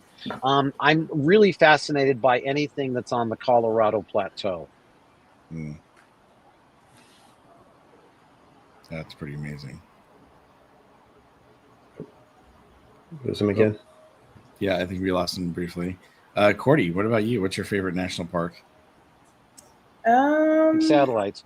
So obviously I must be saying something wrong about Elon Musk because the satellites are popping up every once in a while. So I was saying that I'm utterly fascinated by the area of the Colorado Plateau. So for you Disneyland fans, what would be the Colorado Plateau? It would be Bryce Canyon, which is the Big Thunder Mountain Railroad. So it's that part of the country. I'm utterly fascinated. Also, those for Walt Disney World fans, it would be Monument Valley, which is Big Thunder Mountain Railroad on the East Coast. I'm utterly fascinated by this 150,000 square miles that 30 or so million years ago was lifted 2 miles straight up in the air. It used to be the bottom of an ocean. And then it got uplifted 2 miles, and it's been eroding ever since in the most beautiful sort of way. And it's got some of the most beautiful parks, such as Grand Canyon, Zion, Cedar Breaks, Mesa Verde for human people. I'm going to be working at Aztec ruins that represents this amazing culture that lasted for 300 years in the Four Corners area. It has and Hovenweep and those kind of places, and then other places like the Petrified Forest where I've worked, where you can walk amongst trees that have been laying there for 220 million years, basically about 75 million years older than the first Tyrannosaurus Rex walking the earth. And there's just something about seeing a tree that's been in that area for 225 million years is very humbling. So that's probably my favorite area, and that covers quite a few parks, but spend some time on the Colorado Plateau. It'll change your life. Awesome. Thanks. Cordy, what's your favorite national park? I was going to say we haven't traveled much out of state, but we did go to the Grand Canyon a few years ago, Nice. which was, I mean, Yeah. John, just when you look at it, you've seen 12 billion pictures, right? And when you go up to the rim and you look, you just go, wow. It's unreal. Yeah, like it doesn't even seem real when you see it in person. It's just, and well, speaking of Grand Canyon too, one of the people that Walt Disney thought was the greatest theme park designer ever was a woman named Mary Coulter, who she designed the Desert Watchtower, the Hopi House, the studio building, not the studio building, I guess it is the studio that's hanging out on the edge of it. She was doing themed backstory architecture for the Santa Fe Railroad back in the turn of the last century, and she was this like little 5-foot woman. And when all of her men bosses would say, well, we thought that you might want to do this with it, you might want to do that with it, she would look at them straight in the eye. She would look at CK Holiday straight in the eye, and go, oh, I'm sorry, then maybe you want somebody else to design this. And they're going, no, Mary, you do it, you're the best, this sort of thing. And she was creating completely, thoroughly 360-degree immersive themed environments with books of the backstory. It's everything that Walt Disney Imagineering and WED did when they're building the parks. And she was doing it some 50 some odd years before Walt even started dreaming of a theme park. In fact, he was just a little boy when she was creating these themed environments. So you saw those when you were at the Grand Canyon. So that's great. And other parks that you've been to? We went to Yosemite. I haven't been there in a while, but did one of those family trips there. And then I grew up in Northern California, the Bay Area. So like John Muir Woods is right there, right? And yeah. I loved living in the Redwoods. I was there for 2 months. We would not have been able to do this because my satellite would drop out about 50% of the time, because one of the things that you learn when you live in the Redwoods, you never see the sky. It's always dark because the trees are architectural in the sense that they're big, they're bold. They go up 150 feet before the first branches, and then they go another 200. For those who are not familiar with the redwoods, the trees there are about 35 to 37 stories tall. And they get to be very old. And my favorite tree there was Dave. He was across the visitor center from us, and Dave was 1,600 years old. Dave was 360 feet tall, and he was, I can't tell you the number, but he was one of the fattest redwood trees in existence. And you would go by Dave, and you could just hear the tree going, "Hey, come hang out with me for a little bit." And so I love that. The trees talk to me there.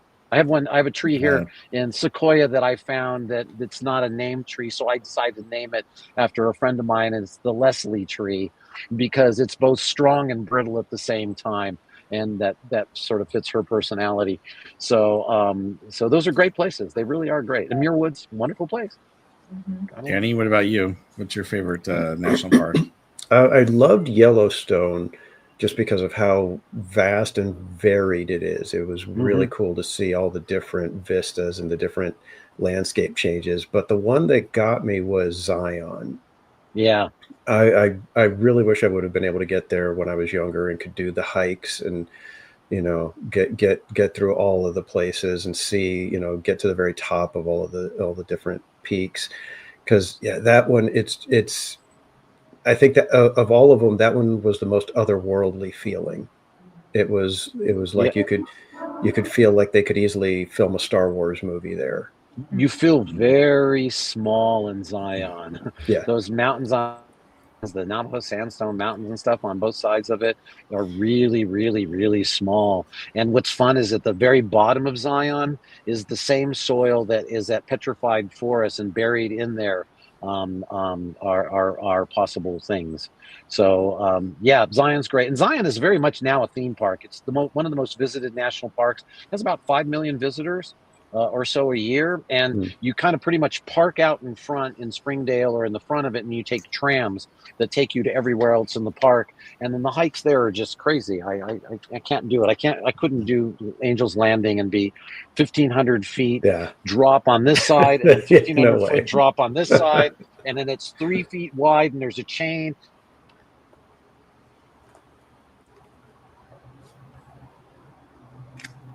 Yep. I think we lost them. Yeah, but that's why I was saying I wish I would have been able to get there when I was younger, and I could actually attempt the hikes, because I probably would have done it when I was younger. Now, I wanted to do the. For those who've been to Zion, there's a hike that's very popular. It's called the Narrows, and it's the Virgin River comes out of these gigantic cliffs that can be only 50 feet wide and hundreds of feet tall. And I see people with their little waterproof outfits, and they're hiking out, and that looked really fun. And then I sit there and I watch them, and they're walking back, and they all look like death's walking, because you're walking up a river and down a river. And by the time they come back, I think most of the people are thinking that was a mistake. But if you do make the trek all the way out, it's pretty spectacular to be in the middle of a river and completely surrounded by some of the most beautiful mountains in the world, like Zion. Great. I spent a New Year's Eve in Zion, in fact, so that was fun. Danny, you were saying something real quick. What were you saying? No, just to go to the hikes like Angel's Landing. That would have been something I would have loved to do, but I don't think I could do that kind of a hike nowadays. Come on, you're young, you're spunky, you could do it. If you can do Tiana's 6 times in a row like last night, you can do it. Well, I'll answer this question, and we need to move on. But I love Big Sur, I love Grand Canyon, but my favorite is probably Yosemite, just because we spent so many summers, fishing, biking, hiking. I mean, one of my favorite stories is, being out there when the bears came out in the campgrounds one night, and one of the bears happened to, sleep right on top of my best friend's stepmom, and that was a hilarious story that we'll tell another time. Jeez. But it was a lot of fun. It was always just some great stories. So even though I know there's some other places out there, Zion's on my list, Bryce's on my list, Yellowstone's on my list, I haven't been there yet, but we'll eventually get there. So Yosemite's mine. But we need to move on to some other questions here. So Carol G's got a few of them for you. Have you ever been to the Calaveras Big Trees? And if so, what did you think of it? Oh, yeah. No, that's great. That was the first place really where the big trees were discovered. and ultimately helped to evolve into, of the national parks, 3 of the first 4 national parks were based on the protection of the giant sequoia tree. So Yosemite, what was known as General Grant, now it's Kings Canyon, and Sequoia National Park, and then the other one would be Yellowstone, which didn't have giant sequoias. So the giant sequoia is so important to the culture of the National Park Service that there are the giant sequoia cones embedded in the hats that the rangers wear and in their belts as well too. Calveras is great because it was the first one, and it was the one that kind of got abused early on, that created this idea of protecting them. If I'm not mistaken, I think it's Calveras has one giant sequoia that, to show people on the east that these giant trees exist, they skinned it alive, and then they took that bark to the 1876 World's Fair that was in Philadelphia, and people did not believe that that was really a tree, that column, and that tree still stands, and it's actually, weirdly enough, still alive after all this particular time. It's a beautiful park. It's a state park. I would recommend it to anybody. Awesome. And really easy accessible too. Carol also would like to know, which national parks do you think are most underappreciated, and why should people visit? So I'm becoming a big fan of the small parks. There's 63 national parks. List for people who I've been on that, and they don't really, I don't know if they really absorb or love it. They just want to get the boxes checked. So there's lots of little parks that I really adore. Like if you want to drive down the Grand or Yosemite, but you don't want the big crowds, go to Kings Canyon. A lot of the ones are ones that I've worked at. Petrified Forest is a very diverse landscape that takes you back, and it's a very specific period of time, the Triassic period, and so it's completely themed around the expression of the Triassic period. So I love that sort of thing. The one I'm going to, Aztec Ruins and National Monument in New Mexico, represents a culture that built a structure that was like 5 acres, multi-story, completely aligned to the stars and the moon and the sun, and be able to tell you which day it is. It's basically a time clock structure with one of the most incredible facilities, the Great Kiva, and it represents a culture that existed for 300 years that built a series of roads in the 4 corners that went north, south, east, west, connects to Chaco Canyon, which I absolutely love. Chaco Culture National Monument just has the worst road, that's all. And they built the architecture is immense. The construction is incredible. And the society was so extravagant that the rulers wore feather robes made out of macaws, and they would drink cocoa. And they would do all these things, collected turquoise and traded throughout the entire North America. I just love the small parks. There's just great stories that you can find. You go to Kitty Hawk in North Carolina to see where the Wright brothers first flew, and you can understand immediately why they chose that place to do their experiments. You go to Andersonville National Monument, which was a Civil War camp, a prison camp, and you could read all the stories, and this is in Georgia, but until you go there and you stand in that space and realize that at one point 30,000 men were shoved into this one place with only one water source for both drinking and sewage that ran down the middle of it, and the fact that the concept of the deadline was invented, where there was a prison wall and then there was a short fence, and if you crossed that deadline, you would be shot immediately. So there's those kinds of stories that really add up and tell you the story of who we the people are. So I like the little parks. I like a lot of the little parks, and I would encourage more people to go to some of those smaller parks. Awesome. Amy would like to know, if you had to pick one land, feature, or ride that most deeply displays Walt's vision in action, what would it be and why? Ooh, that's a good question. I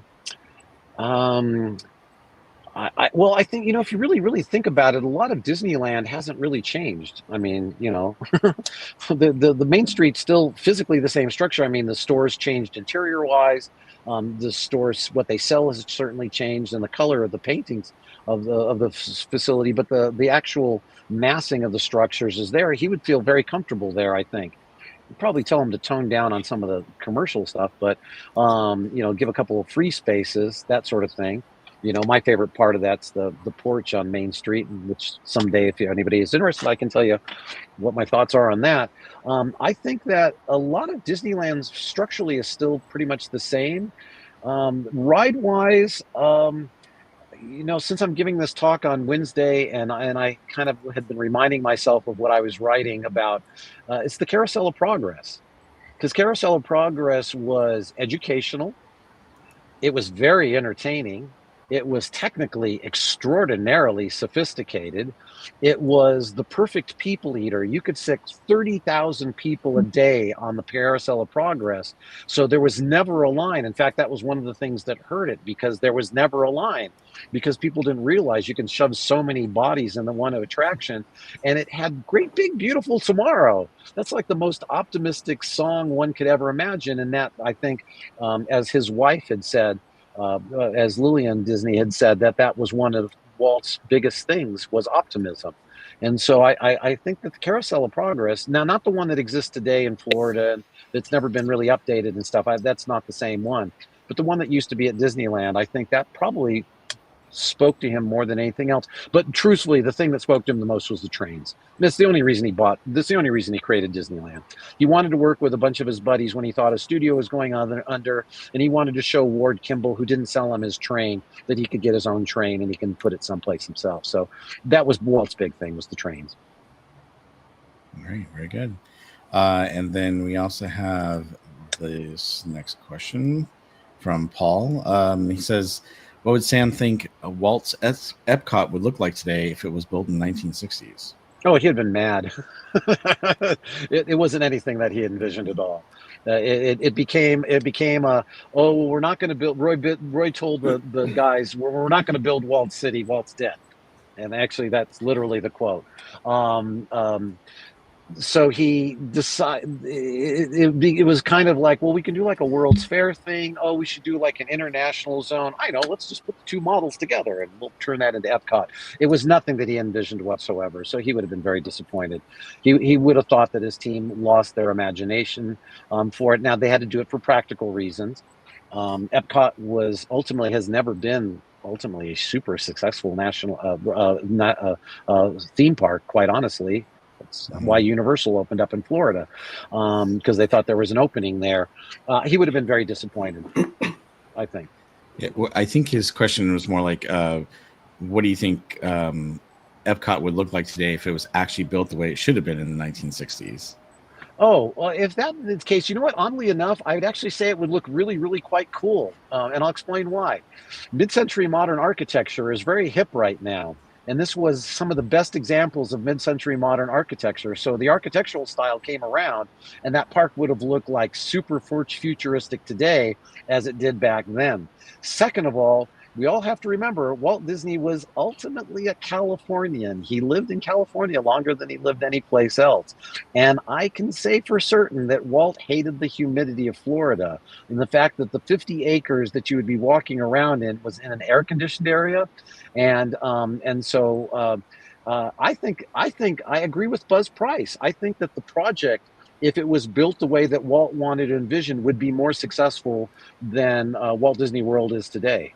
There was this ability of flexibility and adaptability, but the bones were good. The fact that you were in an air-conditioned place, the fact that you could park your car at the entry plaza and never see your car again until you're leaving the place a week later, and you're getting around by monorails and people movers and stuff like that, was just absolutely brilliant in design. So I think I agree with Buzz Price. It would have been more successful than what Walt Disney World is today. Awesome. We just have a couple more questions and a couple comments for you. So Chris Joe says, Sam, what has been the most challenging job or jobs you had while working at the national parks? So to position it correctly, I'm a volunteer. I've done two types of voluntary jobs. It's interpretive, which is, being like a ranger and explaining things to people. And I love that. Obviously, you can kind of tell I'm a geek that way. So I love doing that. And then the other one that like I'm doing right now is camp hosting. So I'm basically the babysitter for all the people who are camped here in Sequoia National Park at the moment. And it's a different kind of a job. It's what we call the fun ranger versus the gun ranger kind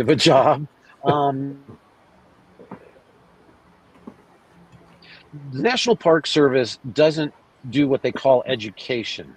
We don't speak in facts. What we speak in is provoking people's emotions so that we can get into their inner feelings, so that when we explain the resources within the park, they want to care about them as much as we do.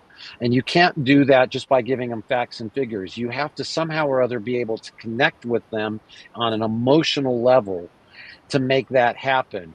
And when it works, it's the most magical thing. And I define magic by turning apprehension into awe and delight that one could ever experience. And that's what keeps getting me back and back. When people ask me a question and their eyes just light up going, and they lean forward and stuff, I just love that. It's the biggest thrill. I would even for pay, even though I don't get paid. So I love doing that. So that's the passion.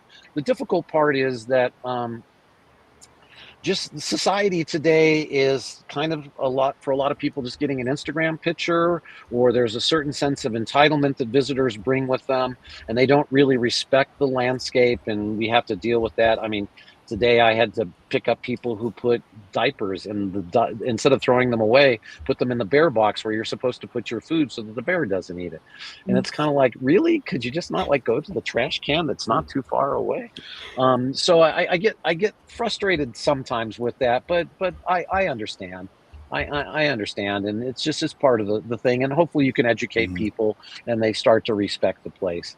And also too, at this point in time, the biggest struggle is that the national park's visitation is skyrocketed in its historic levels, yet the staffing levels are at historic lows.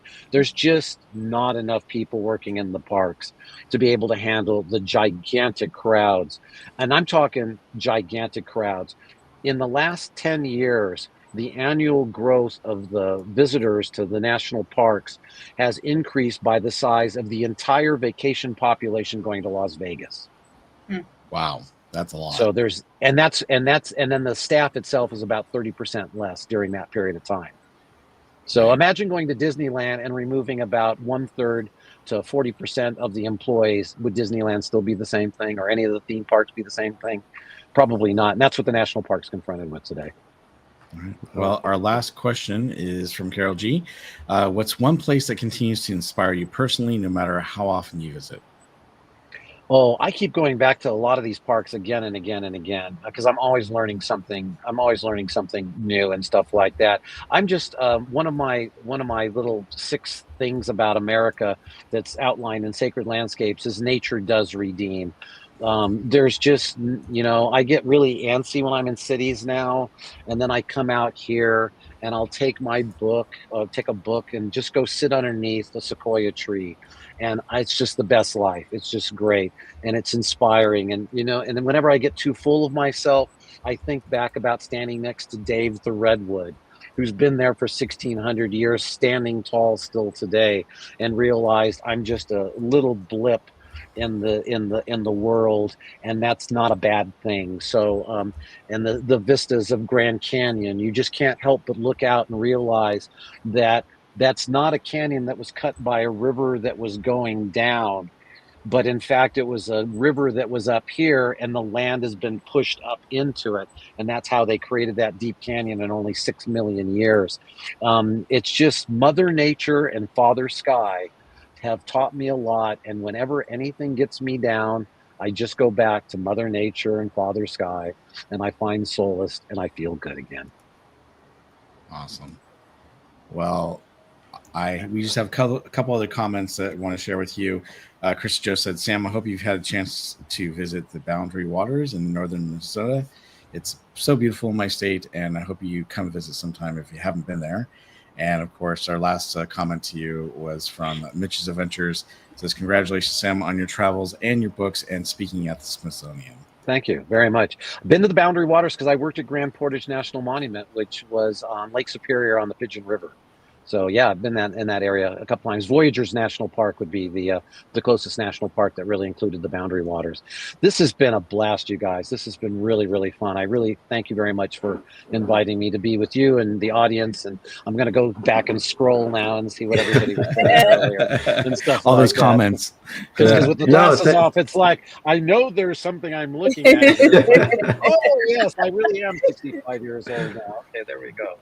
Oh no, thank you, Sam. This has been so much fun. This is awesome. We could listen to you for hours. Yes. And if you guys have not gotten your fill of Sam, he will be speaking at a Smithsonian Associates talk this Wednesday evening. Is it 7:30 Eastern? Yeah, 7 p.m. Eastern to 8:30. 7 p.m. Eastern. Yeah, 7 p.m. 4 p.m. Pacific. It does have a cost associated with it, but obviously you can see you're going to be getting extremely detailed and amazing information. After listening to you, I'm really starting to think you like the national parks. So. Just a little. You think? Just a little. Just a little. So just so much he wrote a book on it. Yeah, that's right. So if you would like to join Sam this Wednesday, be sure to go check it out. The link will be in the chat, so you guys can just click on the link and get signed up for that. He also has several books, his latest being Sacred Landscapes. We will put the link in the chat again for that one as well. Again, Sam, I can't tell you how much fun this was. Very, very glad to meet you even through a stream like this. But like I said, I've been following you for quite some time, and that article, like I told you, of Toontown, has stuck with me ever since the one time I read it, and it's just that's great. It's awesome to get to talk to you. Bob, Cordy, anything you guys would like to say to Sam before we say good evening? I thoroughly enjoyed this, and just we could have talked for another couple hours, and just as much as you could give us. So thank you so very much. Well, I appreciate it. Well, you can invite me back. Maybe I'll be in a place where the satellite dish won't crap out every once in a while. Who knows? Well, but personally, I want to thank Mitch's Adventures and his wife Carla, because if it wasn't for Carla reaching out to me, Sam would be on our show. And she said, I think we've got someone that you might want to put on your show. And I said, who's that? So she told me about Sam. Sam contacted me. I was literally cooking dinner one night when he called me. And I said, can I call you back? And I was so happy to be able to actually spend about a half hour talking with Sam. And it was really exciting because after I got done talking to him, I couldn't wait to get him on the show. The problem was we've been so booked up, we couldn't bring him in till August. But I'm so glad that we got to bring you in, Sam, before your Smithsonian talk. And it's going to be great. I'm looking forward. I'm going to try to definitely join it on Wednesday before I go to Disneyland, do my live stream. But more than anything, thank you so much for sharing your experiences, your books, thank you, and your insights to urban design and how it deals with the theme parks. Terrific. Everyone have a great night. And Sam, next time you're in SoCal, hit us up. I'm pretty sure we could scrounge up enough to get you a ticket to Disneyland and join us on a live stream. Yeah, that'd be awesome. Come walk with us in the park, Sam. Oh, did we wait, what are you offering me in California if I come back to California? Oh yeah, I was going to say, if you're in SoCal, hit us up. I'm sure we can scrounge up enough to get you a ticket to Disneyland. You could join us and we could walk on a live stream through the parks and listen to you kind of detail some of the things for us. Well, that'll be fun. Actually, I am coming back after I finish with New Mexico. I'm coming back to LA for a few weeks before heading to the East Coast for all of 2026. So I may take you up on that offer. It's been a while since I've been there, and I really do want to see this Walt audio animatronic, and I want to see this building next to the Haunted Mansion. So you don't be surprised if I contact you on that one. Yeah. By all means. You got my number, Sam. Give me a call. You got it. All right. Take care, everyone. Happy trails. Bye, May the weather be with you. All right, everybody. Bye, Sam Gennawey, thank you so much. All right. What a great interview. Wow. He had so much to say, and it was so awesome to hear his thoughts and points of view. And I thoroughly enjoyed it. So I hope you guys did too. We had a lot of questions, which is amazing. So thank you, everyone, for throwing those questions in there. Yeah, that was really cool. I've got to get that new book. I gotta check that one out. Yes, definitely. Well, guys, you can get it on Amazon. We'll share the link again. It's hardcover right now is $33.99. You get it on Kindle, I think, for $16.04. That one doesn't look like it's an audiobook, but some of his other ones are, and it's like 368 pages. So it's a big book, and you definitely want to go check it out. Yeah, and Bianca, he left us wanting more. Well, like I said, you guys, Wednesday evening, he's got a talk coming up. So it's for the Smithsonian. So you know it's got to be top notch. They probably don't put any cracker jack out there to come and talk to you about stuff. Well, and just so you know, he didn't even bring it up on the show. So one of the things that he and I talked about was when he did this lecture the first time, he actually did it with the Walt Disney Imagineers. And then he had the opportunity to do it, with Smithsonian, and now he's doing it again. So this is obviously something that, Disney, thought it was a really good book. A lot of people, his first book, Walt Disney and the Promise of Progress City, is a really, really good book. There's two different versions, by the way. There's a paperback and a hardback. Hardback is a newer version, believe it or not. And so you might want to check that one out. It's the 2024 version. You can find it. It's also a little bit cheaper. I think it's like $36 or $38 compared to $51 for the paperback. So definitely check it out. Yeah. We'll have all the links in the description as well. If you're watching this after the fact, we'll put all the links for his books in the chat as well. Yep. So where are we heading next, Bob? Well, let's go ahead. Well, first of all, before we get onto that, I know we talked about some memberships and stuff. So Mike had said thank you, and I know we mentioned that earlier, but thank you again, Mike, for the thank you there. Naomi Bayardo, she's been a member for 1 month, so thank you, Naomi. And we also have Cool Drummer, who's been a member for 1 month. He says, good evening, Cordy, TPC, and Berry Place. And we also have Amy, who's been a member for 4 months, and she says, thanks for always having the coolest guest speakers. Thank you. And we are going to keep doing that. We actually are working on several more. We are going to town here. We've got several people in the work, and we have a lot of guests that we are hoping to have into 2026. So if you guys have any suggestions, like tonight's guest was, basically came from Carla and Mitch.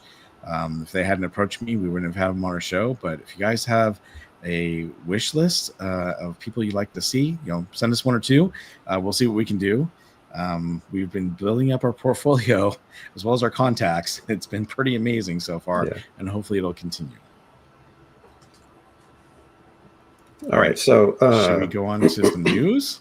Yeah. What was it? We were going to talk Oogie Boogie. Yeah. Well, we can go ahead and bring that up real quick. Hold on. Let me. Where's my screen share? There it is. One moment here. Okay. So Oogie Boogie has started, and actually, let's see here. They announced last week Syndrome and Maleficent coming soon to Oogie Boogie Bash, obviously. So I want to bring it up to you guys because seriously, this is Syndrome. He doesn't look too bad here, right? Mm-hmm. And you can go through the article and you can click on their profile here, which leads to their Instagram page right here. And you can actually see Maleficent and you can see Syndrome. And here he is right here.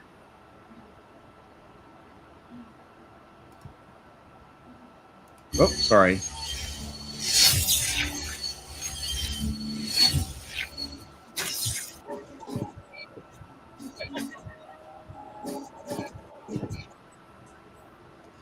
Okay. I'm not sure how you guys feel about Syndrome here, but I got to tell you, last year when they announced that we were going to have, Dr. Doofenshmirtz, or what is that how you say his name? Yeah. From, I was like, okay, I love Phineas and Ferb. I love that character. How are they going to do it? And he actually, believe it or not, looked better in person than he did, in these videos that we saw last year. Super inactive too. Yeah, and he really was. And I'm hoping that's the way this is going to be. But I got to tell you, when I saw this, I was like, what? okay, I'm not so sure this is the syndrome I thought they were going to have. I don't know. What do you guys think? I heard from a couple of people who went last night that it was much better than what's kind of been portrayed, I guess, or what we've seen. Yeah, I don't think the actor is probably fine. Mm-hmm. I mean, Syndrome is probably fine, interacting with the guests. The outfit is just unfortunate, and I think it's just simply the design of the character where it works in the movie, but when you see it in real life, it's kind of like, oh, wow, that looks weird. You know what I mean? And it's just because when you see him walking around, the way the S lands on the costume, there's parts where it looks like he's got a diaper on. It just looks odd. And it's like I said, it's nothing against that. It's just that's the way it is. And there's certain things that work in a cartoon that don't work in real life. And that's just how, it's just weird with those kind of things. But I think the hair feels just slightly off. I don't feel like it looks like Syndrome's hair to me for some reason. And maybe it's just in my head that it's like, I don't remember it like that. But then if I watch it, I guess it is. But I remember it more spiky, like a Naruto kind of cosplay sort of thing with the big cone spikes happening. You know what I mean? Mm-hmm. Yeah, pretty much GB. Mr. Heatmeister's hair. Jeez. Yeah, that too. True. Mm-hmm. I've actually seen the Heatmiser, little wigs that look better than that. That one, it looked odd. It looks more like a Sanderson sisters wig that they just kind of pushed up into a cone kind of a shape. And maybe they did. Who knows? I don't know. But like I said, it's just stuff like that. It's just like it's a little bit off. And but I've heard that the interactions are really good, which that's the main thing you really want, because a good interaction will overpower, a less than optimal outfit. Yep. And we also have Maleficent, who's actually coming back. So it's nice to see her returning. What a glittering symbol.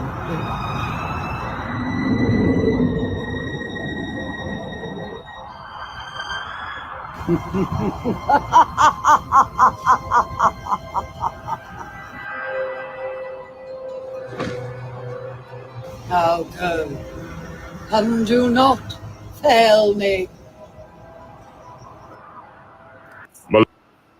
All right, so she's coming back. Actually, I'm fine with Maleficent. She looks good. Yeah, Maleficent is one of the classic villains, one of the heavies. I'm surprised that they had her gone from Oogie Boogie for that long. But I did see an interaction last night. I was watching a little bit, and Maleficent was good. The hecklers in the crowd. Terrible, huh? It just those kind of things. It's like, okay, you're not the star. Nobody's here to hear you, try to get her into some sort of little gotcha of some sort. Just say one little line. That's great. Get an interaction and then move on. You don't. It just drove me. Literally like 30 seconds of it, and I was just like, if I was there, I'd want to punch the dude. It was just like, I can't stand this. Yeah. Well, that's like Madam Mim last year when she was talking to this little girl, and the little girl was like, "Would you just shut up?" And she was like, "Oh my!" And then she, just carried on and didn't talk to the little girl again. But speaking of Madam Mim, she's no longer there. Sid's no longer there. Miss Sid. I really did like Sid, especially a couple years ago. There was a really good Sid. Yeah, I never got a good reaction out of Sid. He was always like paying attention to other people whenever I walked by. Never got anything. Oh, yeah. Last year I didn't get even with the Pooh hat. I had the Winnie the Pooh hat on last year, and I didn't get nothing. Well, that explains that one. I mean, sorry. What did I say? I can't with this guy. Well, they did announce that. Guess what's back? If I say something, he's obviously going to cry. So with a hat like that, he's got to be fragile. Blinky's back.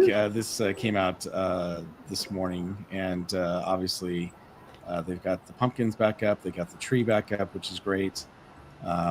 So that's really cool. Disneyland's finally coming together there. And there he is. Thank you. Well, it was funny because last night, I left the park and everything. And then this morning when I saw, people are all like, Blinky's back. And I was like, was he there last night? And I just totally didn't pay attention. But no, they installed. We saw him behind when we took the sweeper train. When you pass, after you pass Small World. I didn't catch it, of course, because I don't know what I was doing. But he was like, Blinky. I'm like, oh. Where?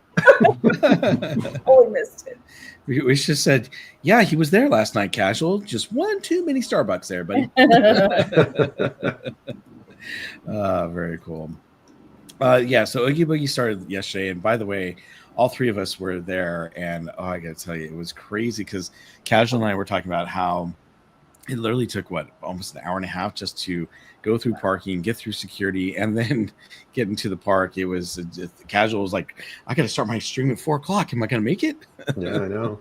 Yeah, I got into the line to get into the structure at 2:26, and I was, I think I got inside Disneyland with 6 minutes to 4. Yeah.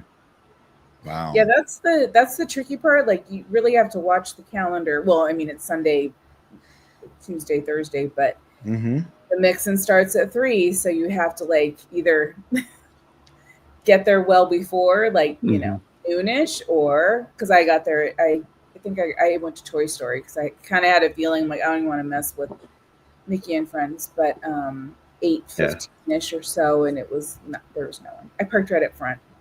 As per usual. Too funny. And let's see. Sorry, give me 1 second here. Matt, I don't think they have the full-size candy bars at Oogie Boogie, do they? Because I know at Mickey's, at the Not So Scary, as you enter, they give you one full-size bag of M&Ms. I don't think we got them last year, but I know the 2 years past, the year before, was the almond Snickers, and you'd pick it up over by Silly Symphony. Mm-hmm. But last year they didn't do that. Yeah, and I will say this year with Oogie Boogie, I haven't been too impressed with the Halloween merch they have this year. I wasn't impressed with last year's either. 2 years ago was great. But my dad and I did go into DCA, and we wanted to check out the Oogie Boogie merch, and it was great. You can go back and see the replay of our stream yesterday. But my dad actually liked the Oogie Boogie sweatshirt they had this year, and boy, the zipper is this wide and this tall. It's crazy. It's this huge zipper on the sweatshirt, but he loved it, especially when he got it last night. He and I also got the Oogie Boogie Roosevelt shirts. Your mic's doing that thing again. Yeah, we're losing you. Hold on.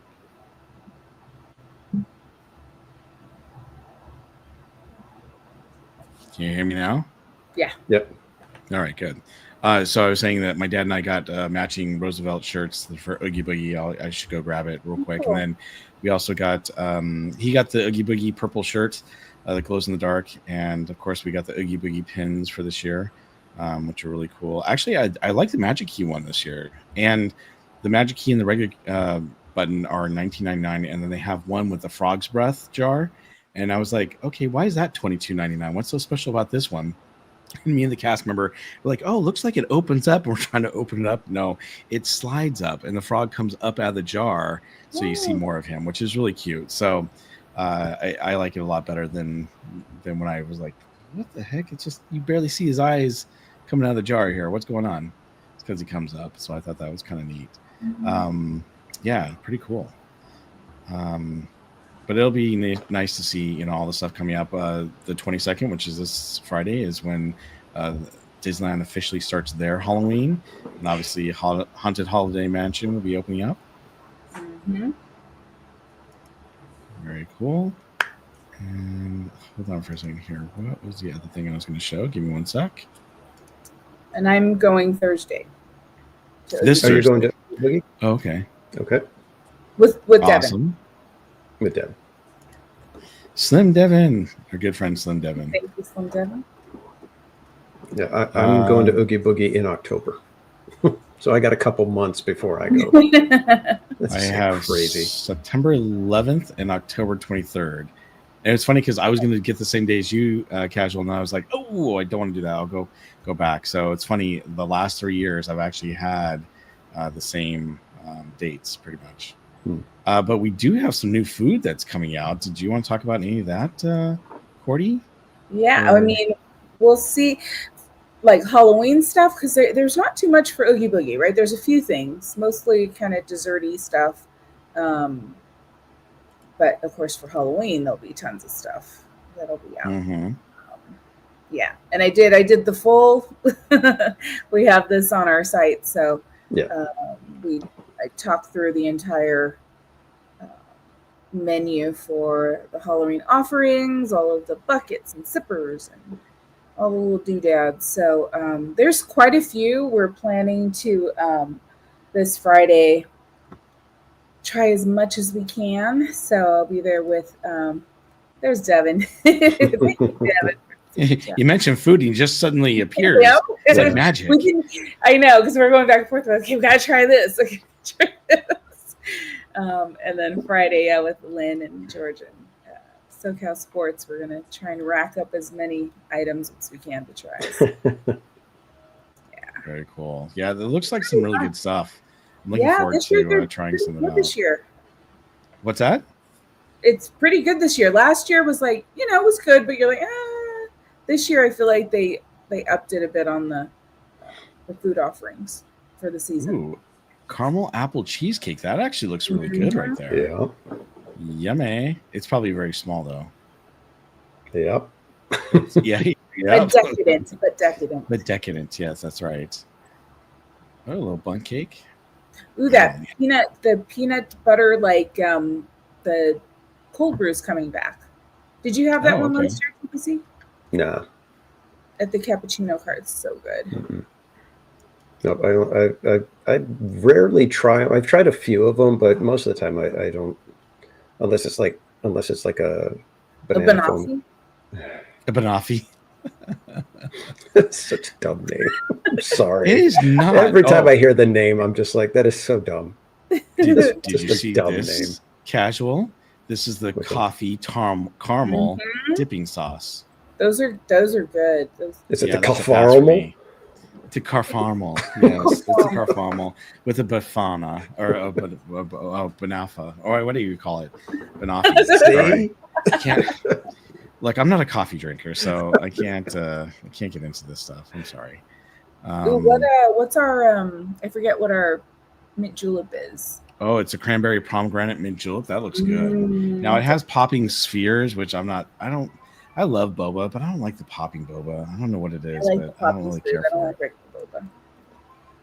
You don't like regular boba? Mm-mm. Oh, okay. Well, good for you. There you go. German chocolate pie. Got the poison apple cake. That actually looks really good. That one seems like it's an Instagram type of thing, that it looks pretty, but then you eat it and it's just like, eh. Yeah. Then you just red, your mouth's red. Yeah, true. Chick or treat molita. There you go. I don't know about that one though. That doesn't. Well, that looks full.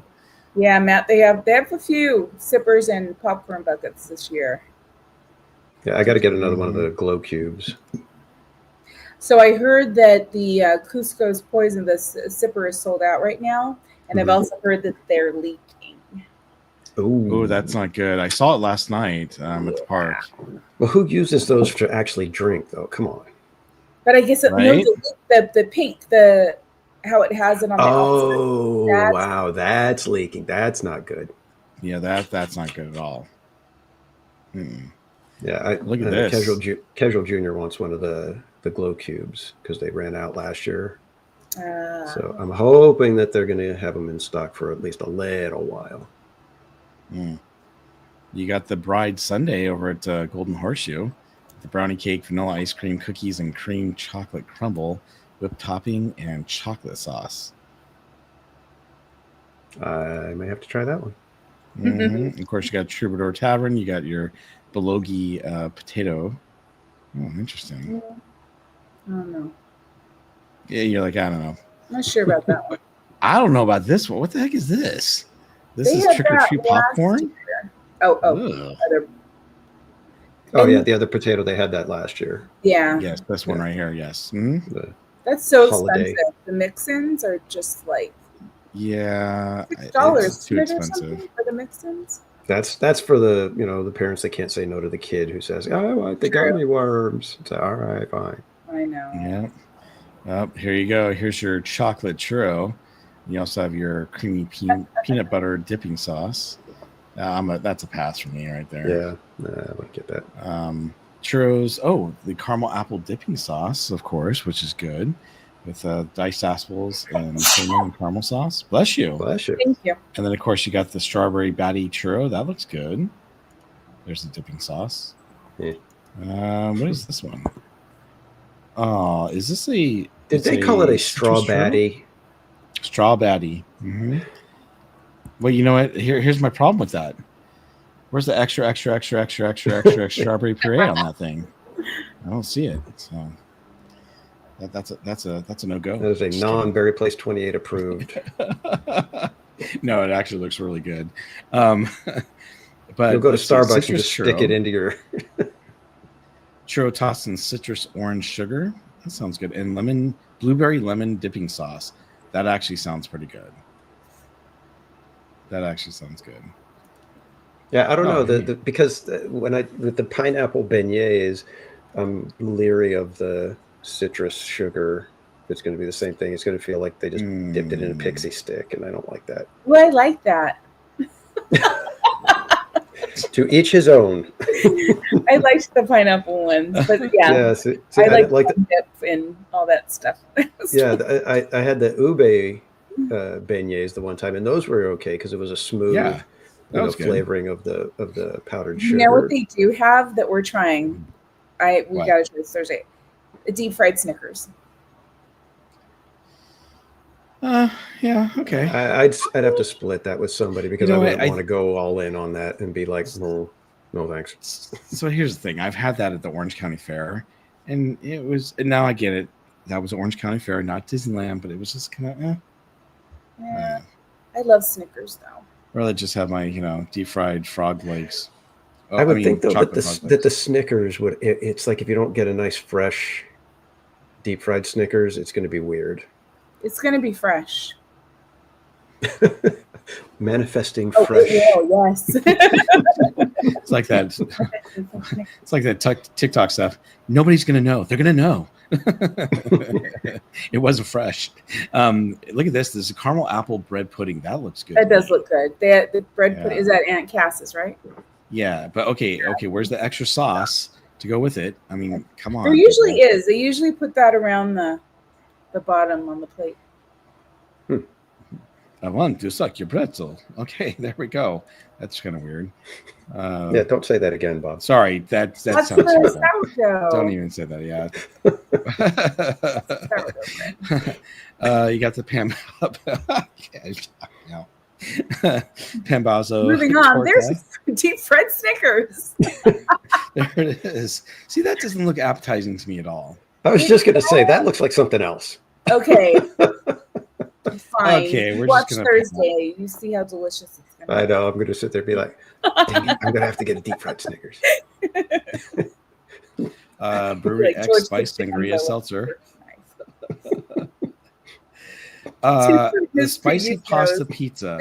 Seriously, pasta? I cannot see putting pasta on my pizza. I'm sorry. Pasta. No, the andouille sausage sounds great. No, whatever. The tomato and vodka cream sauce sounds great. But yeah, I don't know. Pasta, my pizza? Oh, what is it? Oh, apple budino?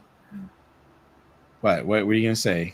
I can hear it, Courtney. What are you going to say? Oh, no, I'm just reading the chat. The comments? Yep. I can't read the chat because I'm going through the webpage here. So I'm hoping it has nothing to do with glitter.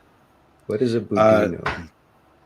I don't know. Cinnamon budino topped with caramelized apple filling, apple cider reduction, oatmeal streusel, and vanilla bean chantilly. Oh, Budino? Yeah, it says apple budino, cinnamon budino topped with caramelized apple. Blah blah blah blah blah. It's an It all sounds good. TPC. Come on, I've never heard of that. A rich, thick, and creamy, similar to pudding, custard, souffle, or tiramisu. All right, I've never heard of it. Tiramisu. Milk and egg custard. Okay, frozen marble dip coffee. No, what the heck is that? And yeah, Carol G, exactly. That's one of the reasons why I don't like that they start all this stuff so early, is you've got people that are planning their Halloween trip to Disneyland in October, and merchandise is going to be sold out. Right. Some of the food items will be sold out. Hopefully not. I hope not. I hope not, but like last year, the glow cubes, the little Yzma poison glow cube, those were gone in 3 days? True. Yeah, I don't think they realized. True. I don't know why they didn't. Yeah, that one. I mean, everybody knows that Emperor's New Groove has a cult following, and as soon as they release merch for that, it almost always goes flying off the shelves. Yeah, especially when it's something like that. I mean, that was like an obvious one. That was an easy price point to just go nuts. Are you guys interested in this thing at all? What is it? It's a frozen marble drip coffee. Frozen Joffrey's French roast cold brew coffee drizzled with oat milk and sweetened condensed milk.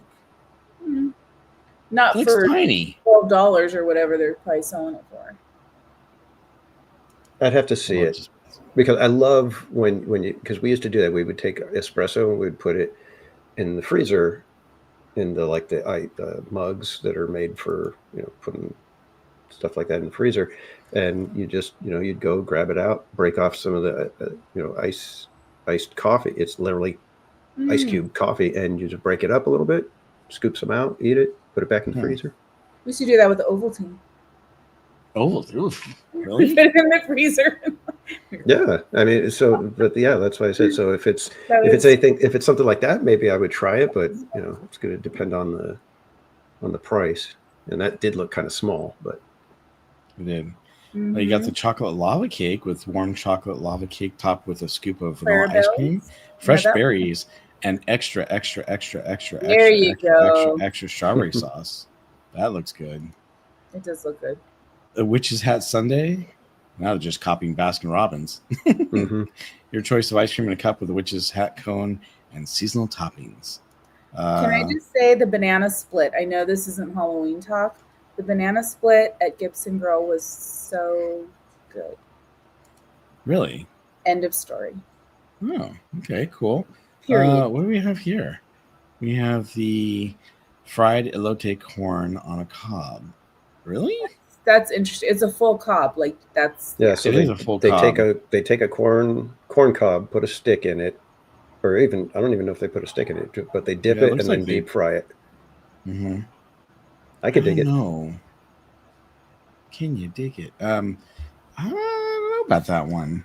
Yeah. I typically don't like my corn, my elote, dipped in more corn and fried. Yeah, exactly. This one's a pumpkin pie churro. I'm gonna pass on that one. Yeah, I'm not a huge pumpkin person. Me neither. Pumpkin creme brulee cold brew.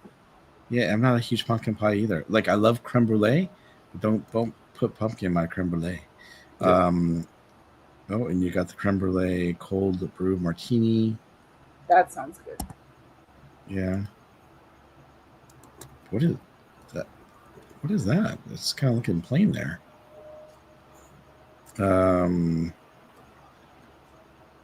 it's the ube vanilla soft. Oh, is that ube? Okay, that looks good. We do that. Oh, now it looks good. Well, because it's ube. Okay, nothing really new here. I mean, they do the mac and cheese in a cone, but I guess you're just adding the spicy. And why was that a big deal at Epic Universe? The cones. It's like DCA has had that for like 12 years now. I don't know. And we got a green drink. What is the green drink?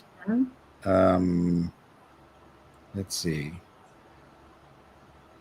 Is it the watermelon michelada? It's that apple. It's the brewery down Oh, further down? No. Right there. Up a little. I can't see it, but it's an alcoholic drink, I think. Yeah. So down, what does it say? Right. Oh, Mother Earth Brewery Company, that one? Where the unsung brewery poison apple seltzer. The last one on that right list. There. Oh, yeah. Boom. Poison apple seltzer. Ooh, that one's available till only November 13th. All right, cool. And then, let's see. You pass on that one. I'm sorry. Is that chicken on top of French fries with ranch dressing? Spicy chicken and fries. Yep. And no more steak fries, which they had like the best steak fries at Flo's, and now no more. Oh, that's a bummer. Yeah. Oh, you got your herb roasted chicken. Looks pretty good. Mm-hmm. Thai seafood pasta. Oh, that looks pretty good. Oh yeah, look at that. Prime rib. Mm-hmm. I bet you that's expensive. It's probably not even full pound. It's probably like $70. Baymax at the Lucky Fortune Cookery. Aww. It's a seasonal Baymax macaron. That actually looks cute. It's filled with ube cream and salted caramel chocolate crunch pearls. All right. Turkey leg, anyone? Oh, it's a ghost pepper turkey leg. Mm-hmm. Woo! That would, you know what? I would try that. I would definitely try that. Would you guys? No, you don't like spicy. I forgot casual. Yeah, don't like spicy, and I'm not big on the turkey legs anyways. What about you, Cordy? My daughter likes the turkey legs. I don't know if she'd get the ghost pepper. She might. I would try it. I think it would have some really good flavor. Now, they seem to be hanging on to these cream cheese bread things. So that one's good, though. That one was good. The jalapeno. I like the last one they had. The pumpkin one, too. Someone posted that. The pumpkin. Inside is like pumpkin pie. Mm-hmm. Yeah, I got that last time. For Oogie Boogie. What were you going to say, Danny? The cream cheese bread. That's what I got last year at Oogie Boogie. And then we have our Chipotle chicken drumstick box. That actually looks good. I would probably do that. Let's see. No? Oh, I'm just spicy. I'm just meh. Yeah. All right. He's all meh. They got a lot of foods they're bringing out for this year. Ursula Enchanted Waffles, really? I think a lot of started to come out now. The Evil Queen Apple Shake? Ooh. Matcha apple shake with whipped topping. I don't know about the whole matcha thing, but matcha. Hey. What's that? I said no matcha. No matcha? Oh, what do we got here? Looks like, we have a... Ooh. Is that a cider? It's a ube cider? Oh, maybe it's this one. I'd try that. Oops. Let's scroll on down. Oh, here's your onion rings. Buffalo chicken loaded onion rings. Didn't they have this? Was it fries or onion rings last year? Maybe it was the fries. Yeah. Where's the chicken? Oh, I see it. Little squares. Yeah. Oh, what is this one? This one looks like it's the Blueberry Shake. There we go. With popping bubble, right? It's a Blueberry Place 28 shake right there. Too funny. They have a lot of drinks too, and then they get an Oogie Boogie burrito. It's got Takis in it. Ooh. French fries. Yeah, no. Hey, it looks like Oogie Boogie, but I don't think I would do that one. Yeah, no. Danny's like, nope. And then Celestial Chocolate Churro. Churro rolled in a cocoa sugar, topped with pistachio cream, chocolate sauce, crispy phyllo dough crumbles, and crushed pistachios. It's like a Dubai chocolate churro, kind of. Yeah, exactly. Interesting. I'm not big on pistachio anyway, so yeah. Pistachio. There's going to be a lot to try. Like I'm going to forget all of these. I already forgot them from the last time I covered them. So. Peanut butter marshmallow. That's a bummer. I'm not a peanut butter person. And then looks like we've got a bunch of this Disneyland Hotel. We can get a couple of drinks here. Wow, that looks pretty bad. What is that? It's a squid ink martini. Wow. Yep, that's black. That's interesting. Look at Goofy. And if you guys like want to go through like a little kind of go through one by one, like I said, we posted it on our site, so you can go through. I spent 2.5 hours going through each item. So yeah, at your leisure, you can kind of go through all of those.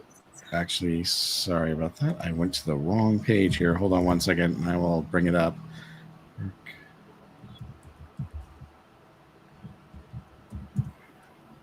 Oh, what the heck?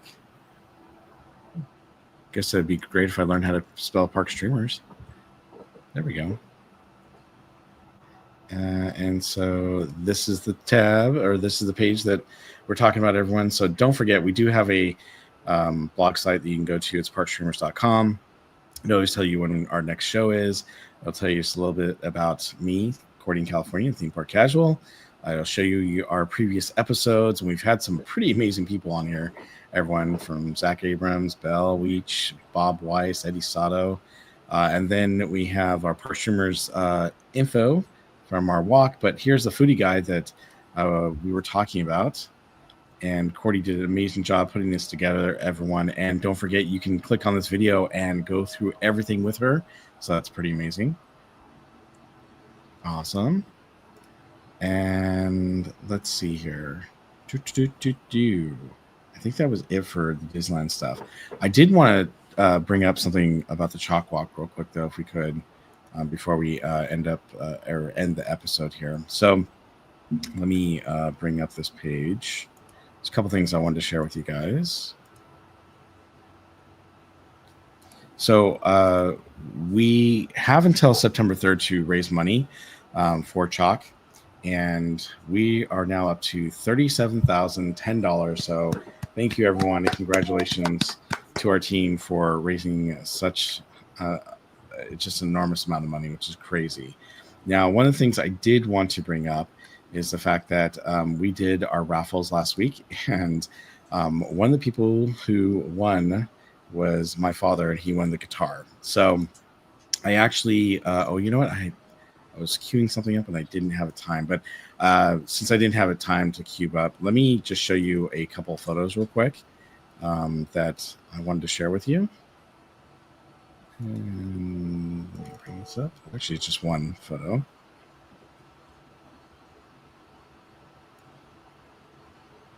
Okay.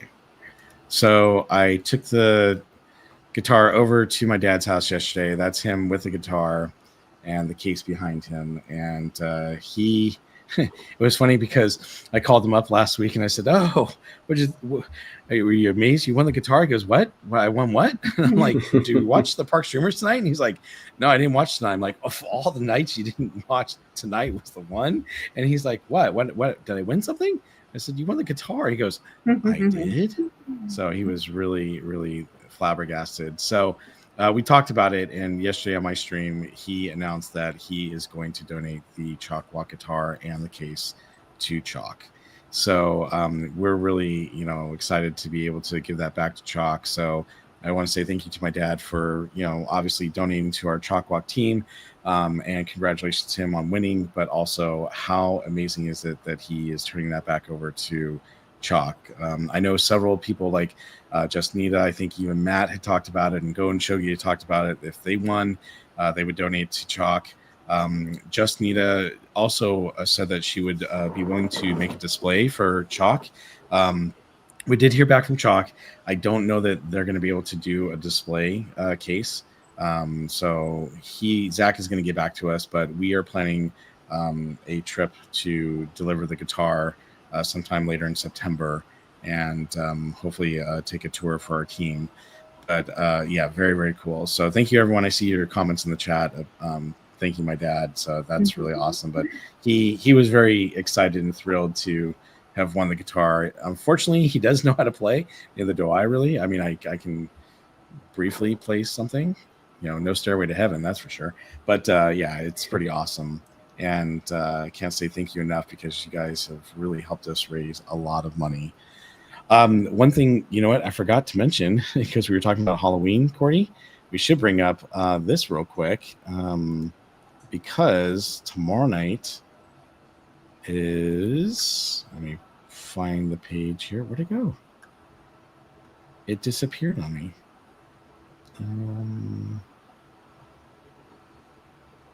Sorry. Oh, there it is. All right. So tomorrow is the Nightmares Revealed at Not Scary Farm, and Cordy and I will be there streaming tomorrow night. So I hope that you guys will come and join us and our stream. It should be really, really cool. They're going to be announcing 2 new mazes. They're going to be announcing the different types of food and merchandise they have. And I believe we also get to walk through one of the mazes as well. So if you love Not Scary Farm, I know some of you may not be into it, but if you do, definitely come hang out with us. Just a reminder, Not Scary Farm starts September 18th through November 1st. I don't know if you guys are, I know Danny's not doing it this year, but Cordy, I don't know if you'll be there opening night. I'm planning on being there opening night, but it's going to be a lot of fun. Yes. Once they do the Nightmares Revealed tomorrow night, all this will open up and we'll be able to talk about it on our show soon regarding the shows, the merchandise, the themed food and drinks and whatnot. So it's going to be great. I'm really looking forward to going tomorrow night. I'm actually taking the family so they can check it out. And Ariel's really excited because she is old enough to go to Not Scary Farm this year, and she is so excited. In fact, I asked her, I said, do you want Oogie Boogie tickets and go there again for your birthday, or do you want to go to Not Scary Farm? She's like, yeah, Not Scary Farm. I've been to Oogie Boogie the last 2 years. So I think it was a good choice too. Here's what's crazy to me, right? If you're an annual pass holder, you can buy a season pass for all of Not Scary Farm for every single night for $155. And it literally costs you, like, what was last night, $139, I think, Oogie Boogie, but it goes up. I think this Thursday is $154. Mm-hmm. So for one night at Oogie Boogie, you can get a whole season of Not Scary Farm. Totally different Halloween events, obviously. One's a lot more family friendly than the other, but it is kind of amazing how much it costs. So, yeah. Cat 747 says, "I can't handle scary. I'll watch when you all go to Oogie Boogie. No problem. Totally understand." So, but I think that was the last thing we wanted to cover. Yeah, I think so. Yeah. All righty then.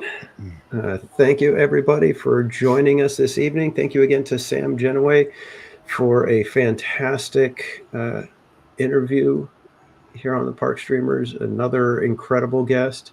I think we'll just kind of wrap it up and go around the horn and let everybody know where they can find you and where you'll be streaming next. So, Cordy in California, would you let everybody know where they can find you? You can find me on YouTube, Instagram, TikTok, where's my Twitch and Discord. And like Bob mentioned, I will be at the Nightmares Revealed, Not Scary Farm tomorrow with, I'm bringing Mr. California with me. So wish us luck. Awesome. Oh, very cool. That's and then awesome. You'll be at Oogie Boogie on Thursday, right? On Thursday, yes. Thank you. So got lots of stuff going on. And then you'll be back in the parks on Friday. On Friday. So lots of chances to see Cordy this week. That's awesome. Berry Place 28, where can we find you? You can find me at Berry Place 28 on YouTube, Instagram, TikTok, X, and Facebook. So Cordy and I obviously will be there tomorrow night. I'll be with my family at Nightmares Revealed for Not Scary Farm. I will be back at Disneyland on Wednesday night. I think Theme Park Casual is going to be there too. And then I might be on T3PO tomorrow too. Hopefully. We'll see about that. Then Disneyland on Wednesday and Disneyland back again on Sunday. That's a lot. Yeah. Awesome. And I am Theme Park Casual. You can find me on YouTube, X, and Instagram, all of them at Theme Park Casual. I will be back at Disneyland on Wednesday for the usual, your favorite live stream in Southern California from Disneyland that starts around 5 p.m. And then I am planning to be back on Saturday for Rope Drop, but we'll see how that goes. You know how they just... Tiana's all day long, right? Maybe. Who knows? We'll see. But awesome. With that, we will say thank you one more time to all of you. Thank you again for hanging out with us. Thanks again to Sam for joining us. And until next time, we will see you guys in the parks. Have a great night, everybody.